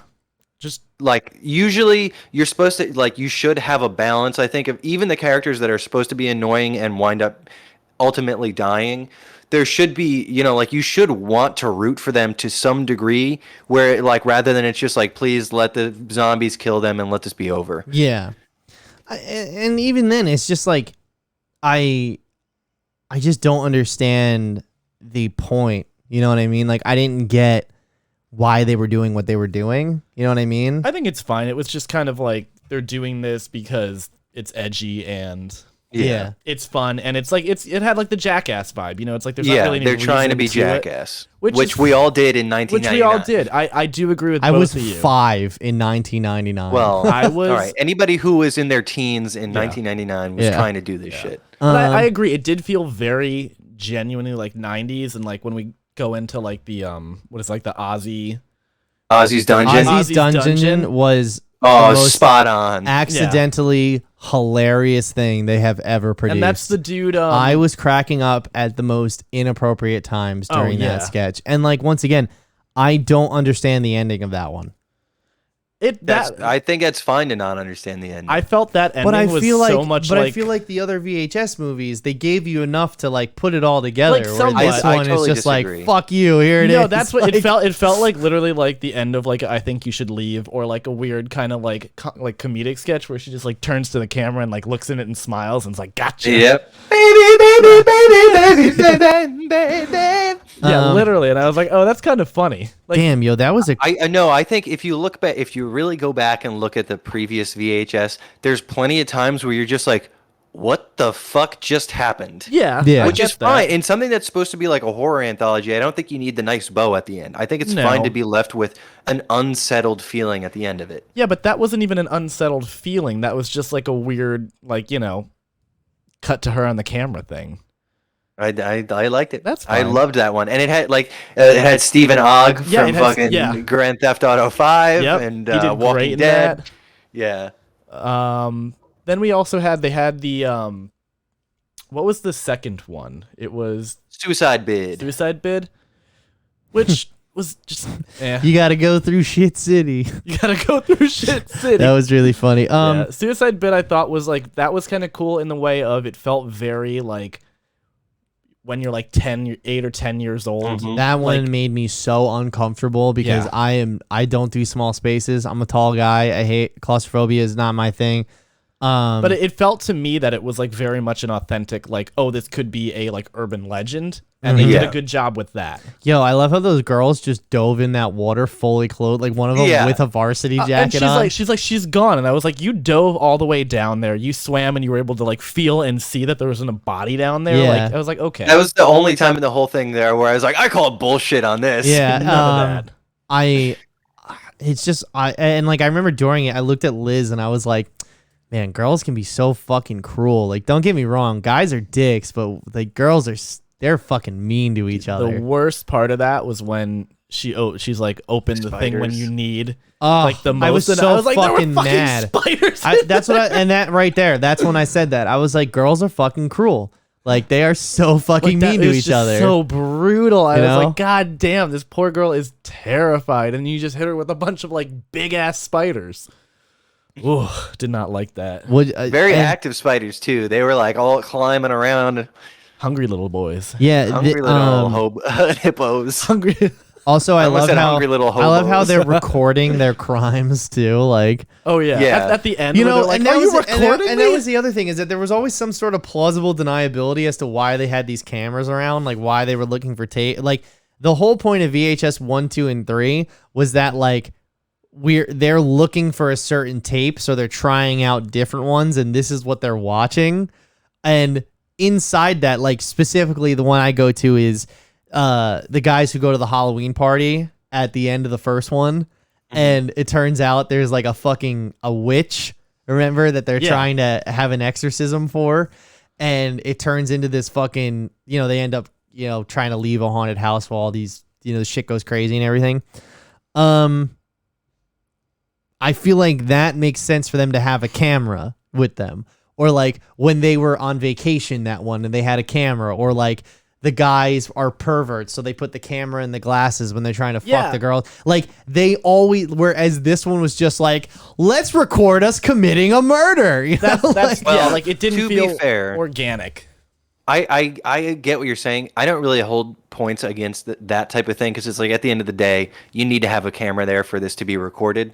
yes. So to just get to the story, but also it's like they're sorority girls recording this moment where like we're embarrassing this girl beyond no end. I get like I could buy that they have a camera there. They didn't intend to murder her. It just happened.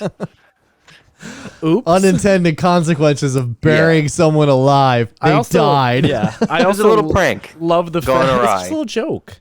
I love the fact that like it rains and then like a grave is entirely full and like the entire place didn't flood to like it wasn't Yeah. like New Orleans where all the bodies were floating in the water because Yeah. of everything. I was like, no, it's just this is a hole and it filled up. When she breaks through the coffin, what's her name? Gilton? Gilly? Gilly. Gilly? Guillotine. Guillotine? Yeah, guillotine. Whoever it is. Okay, first of all, the mausoleum in the beginning of that sketch, that's where Ghost shot that live video. Oh, for real? Yeah, if I could pull that off right, you will look exactly the same.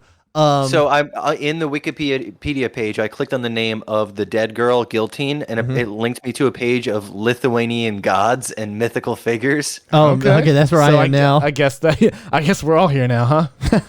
Guillotine. Guilty. So here's my deal with that one. I felt the monster in that one looked really cheap. that looked so bad. Looked Yeah. so bad. Yeah, it did. To the fact where I was like, oh, this is part of the prank they're pulling, that they had put a costume on and they're just down there like hitting on the coffin. Yeah, and the reason why I say these things where it's like, oh, it looked cheap, it didn't look good, is because like, go watch Evil Dead. Go watch Evil Dead 2. Go watch fucking Nightmare on Elm Street. Go watch Friday the 13th. Go watch Halloween. movies with absolutely minuscule budgets that have incredible special effects. But that's the thing is, not everybody's Sam Raimi, and if you're really honest with yourself, but it's a lot also of the VHS movies have looked crappy, and it's not really. These movies are not about like great special effects; they're about spooky little stories. But this one was But this bad. was the first one I really looked at and was like, wow, that this literally was sucks. like they went to I Spirit disagree. Halloween and got if you like go a back puppet. to the first Well, few, I they tell- also looked like garbage. I'll Not tell that you. bad, I'll tell dude. you what happened. I'll tell you. I'll tell you what tell happened you here, what. though. Shudder got the rights, and they made 94. And although it was very good and well received, I bet you it didn't have the conversion rate that they were looking for. To get people on their service. Whereas this one, it's like, okay, we're gonna make another one, but we're gonna make it audience appropriate. Like how much are we gonna get out of this? So they probably significantly cut the budget of this next one. And it fucking shows. It shows because the last one had the whole fucking Rotman thing, and that was like an elaborate animatronic and all these crazy special effects and like all this like fucking wild cinematography, and like this one just didn't have any of that. Even I'm also assuming that it's not like I don't know what's going on behind the scenes with these movies, but my assumption has always been it's not like they're like we're putting together a budget for VHS. I'm assuming it's like various filmmakers have these projects and they get bought up by VHS to be put together into this anthology. Well, which it is. They are written and directed and produced by different. I don't. You know what, Nick? I don't know how they actually put it together, but I'm curious to know because I mean, like Adam Wingard was in the first two VHSs, and now he's making Godzilla movies now. Yeah. So like I'm curious to know how. I mean, he's also making the Face Off sequel. I'm curious to know how. Oh God, I forgot that's happening. How they get these filmmakers in. You know what I mean? Yeah, I'm assuming they probably purchase independently made.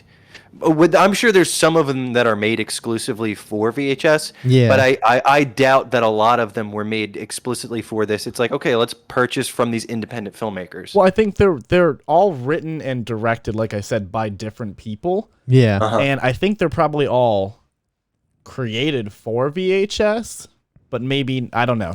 Yeah, there's pitches for sure. Yeah. There's definitely pitch meetings for sure. But I mean, like just going back to the visual element of this, because they do all look consistent. which is part of like which is part of the whatever. But like the visuals for like when we get into the Gawkers with the Medusa chick, that looked leagues better. Oh yeah, than like the I could CGI tell where for the other budget one. was. Yeah. So let's pull it back. I kind of disagree with that because it's like at least in Suicide Bid, I felt like the ghost fit into the world. The problem that I had was like there was no articulation in the face. It was pretty much just like a still thing of a face. Whereas I didn't think the Medusa looked good. It was like a lot more intensive CGI, but I didn't think it looked good. I felt like the color was like way too saturated for the scene, and it felt out of place. Saturated. Yeah, I'll give you that. They might have had to do that to compensate for the shoddy bad VFX camera quality. Shoddy VFX. That one in fucking like the that Gawkers. It felt like they took the premise from the first movie of the siren. Yeah. And they're just like, all right, we'll just stick how about a Medusa? So Medusa. the siren though got her own movie. You know that, right? Did that actually happen? Yeah, Like, and apparently it's good. I gotta watch it. So Ozzy's Dungeon, that's the Legends of the Hidden Temple. Yeah, that's what I saw. Yo, that leg break was fucking wild. Oh, that was brutal, dude. See, that's the thing. That was a cheap effect, but it was done really well. Yeah. Discount Octavia Spencer had me cracking up the entire time. That was great. She was fucking awesome. Oh, for sure. And it's obvious that like there is some sort of like I like the idea here that they're playing. Oh, we're about to have a visitor. He's knocking at the door. He's trying to get it open. He's trying. He's trying. I see. Do I let him I see in? the little paws underneath. Do we let him in? So It's Double D. so I believe it's like this obsessive, abusive type of vibe from her. You know what I mean? Because like her husband totally listens to what she says. The kids, the and daughter. even Donna. Donna. Donna is the daughter, right? Yep. Mm-hmm. Because now she's like a vengeful goth or some shit. Like, Yeah. That was the weirdest part of the whole thing is that like now she's goth. Yeah, it's just like, I'm mad, so I have like long straight black hair now, and I'm just like, I have long sleeves. Like that's been everything for it. So, what was the thing at the end?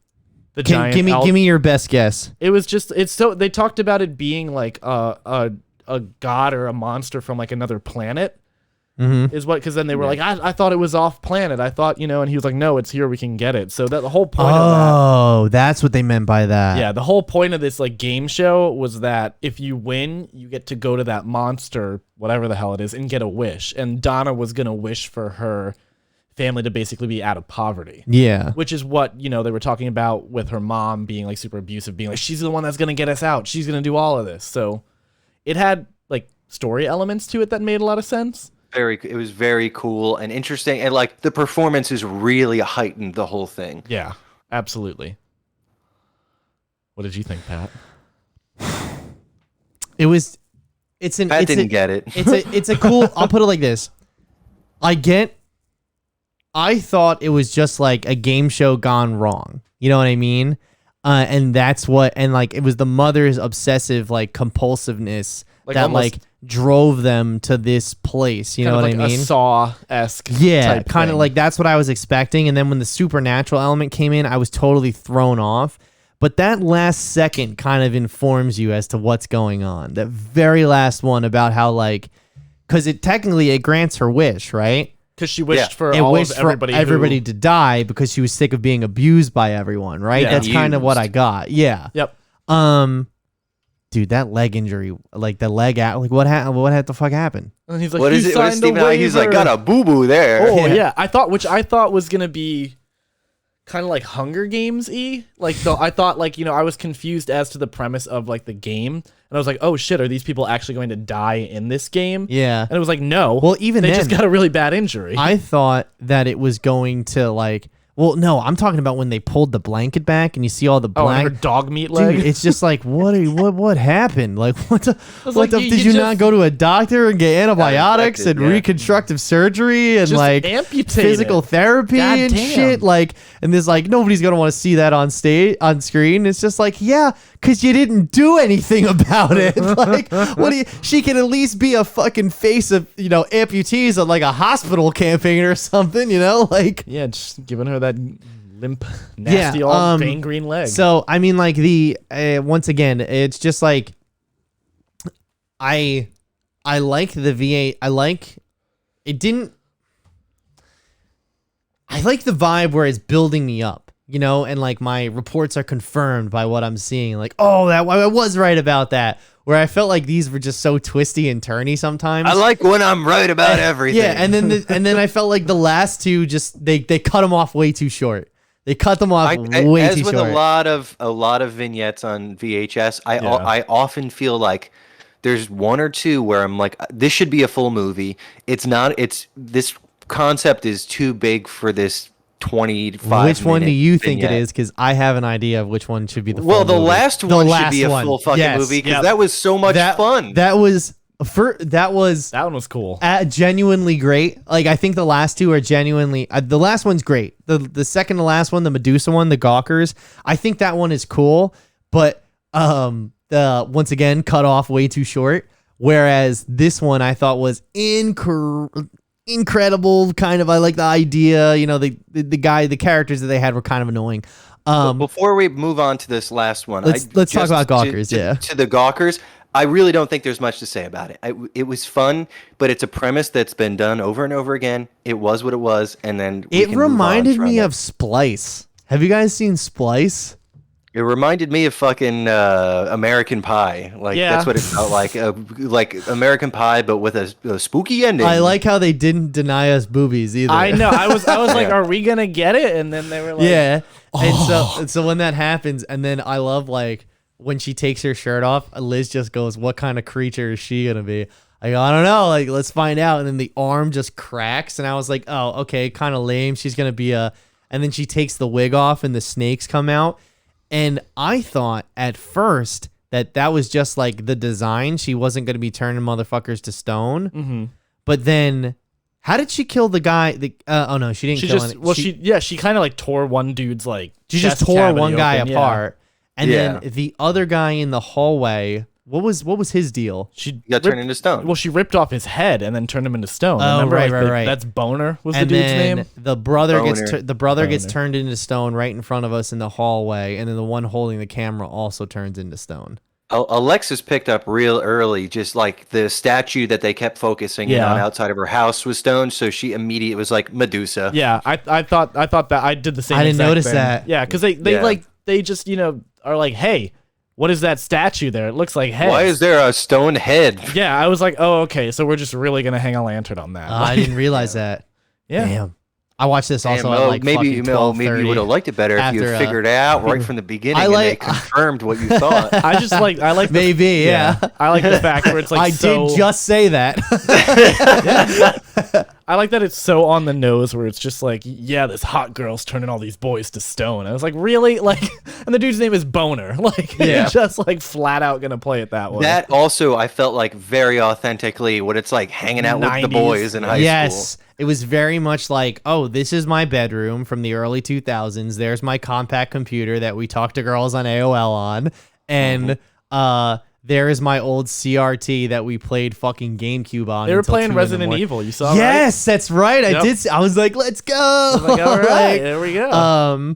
So like I said, I enjoyed that one, but I felt like it got cut off too short. Whereas like you think about like the siren run from the first one, right? That one was just long enough because it got to the point where it was down to like that one guy and the girl. And remember, she tried to blow him and he couldn't get a hard on, and that's what pissed her off. Yeah. So right when he was about to leave, she dug her claws into him and like flew away with him.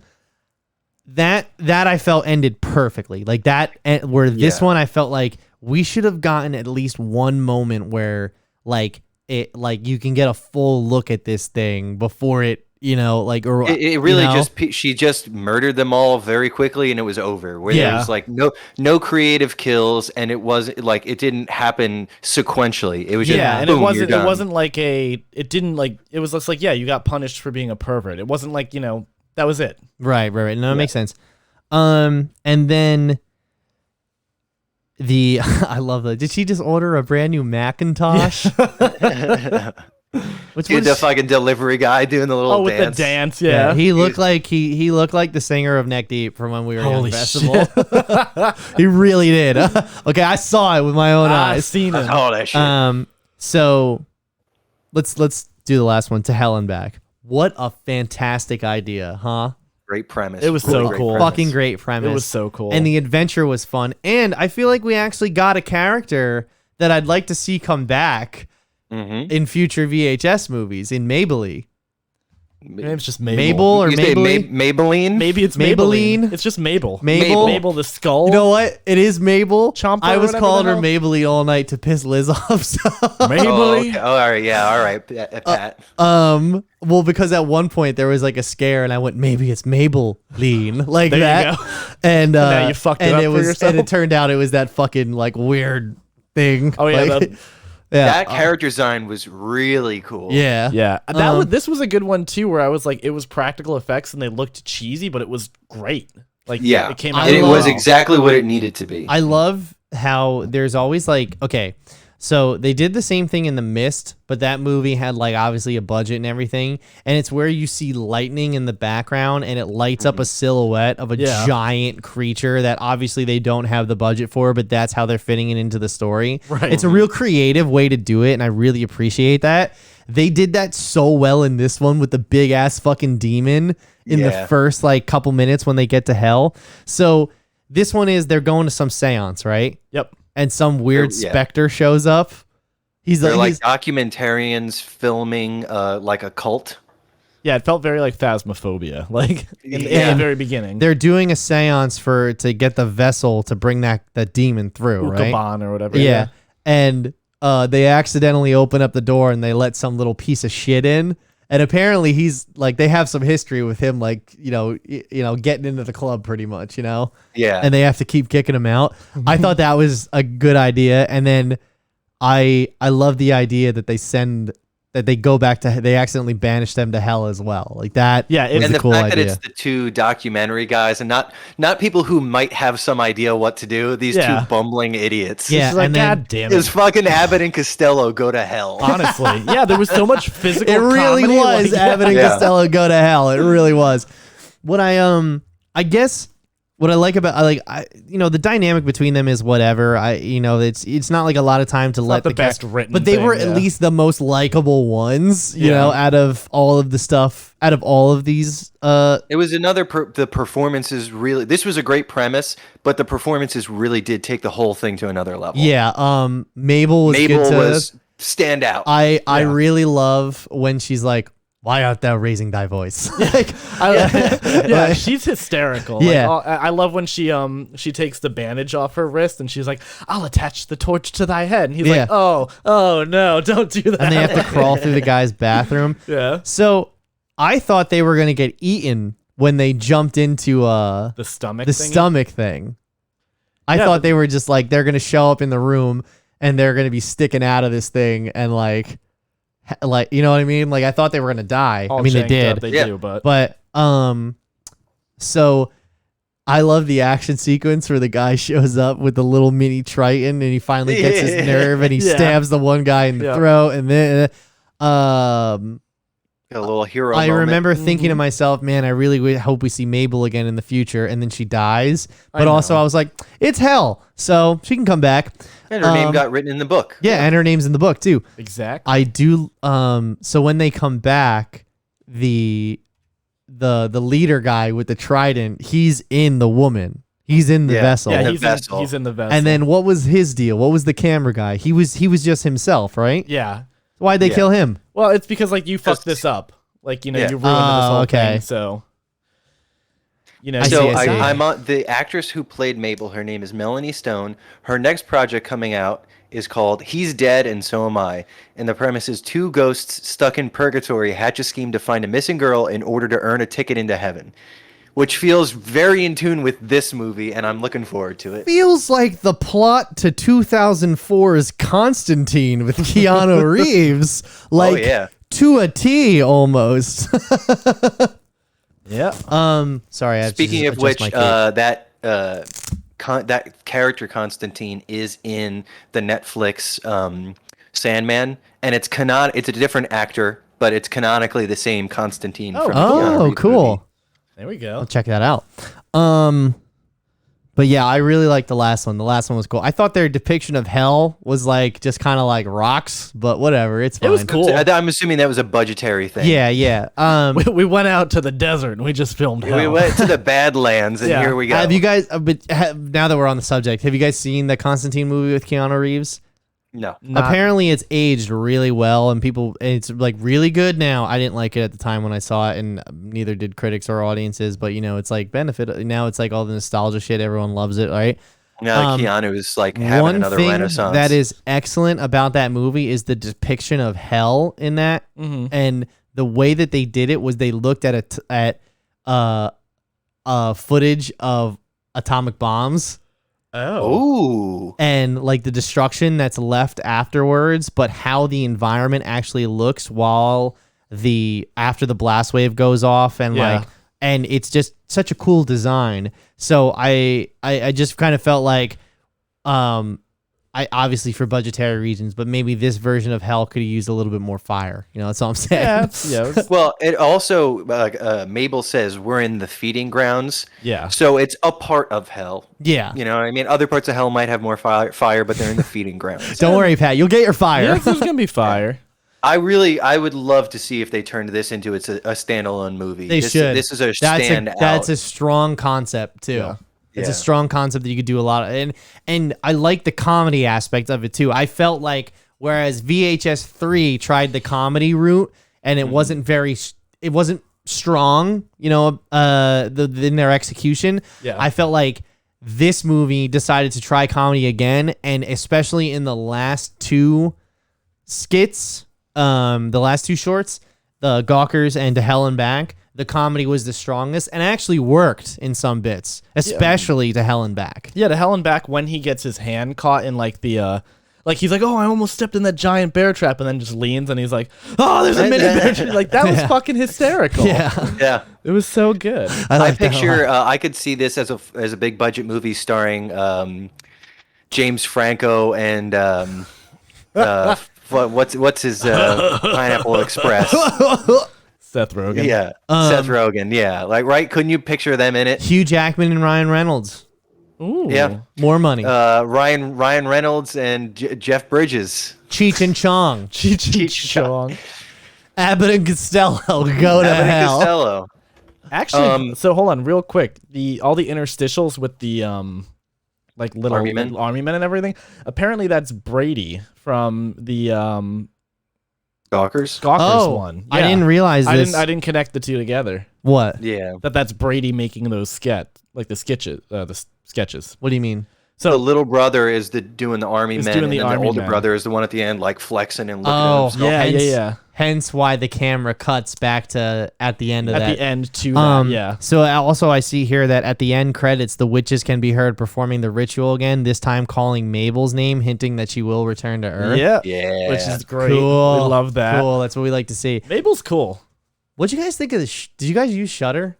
No, absolutely not. Yeah, I did use Shudder. I use Shudder too. I like the idea that they have a channel on there too that just plays horror movies all the time. Oh, it's like a live channel? That was my fucking concept for Netflix. I brought this up before. There should just be like something that's always playing.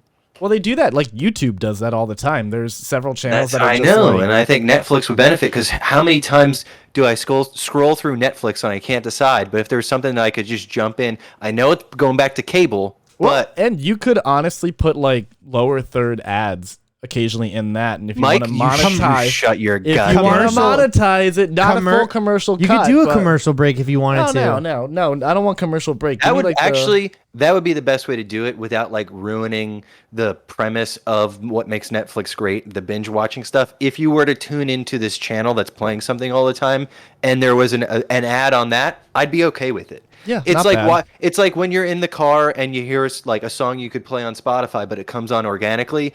You're like, oh fuck yeah, found. that's what it would be song. like on Netflix. I Yeah. get that. All right, so what would you guys give this out of 10? 7.5.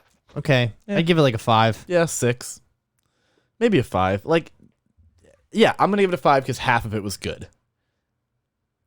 I'd say only 2 out Average of at 6.25. 6.25. So we give it a Press Any Key gives it a 6 out of 10. That's not the average. Oh, I guess it is the average. I was gonna say, Nick. Yeah, it's not bad. Do you math? All right. I got to get going, so let's move on to Clip of the Week. Let's do it. Yeah, y'all ready? Press Here the we song. go.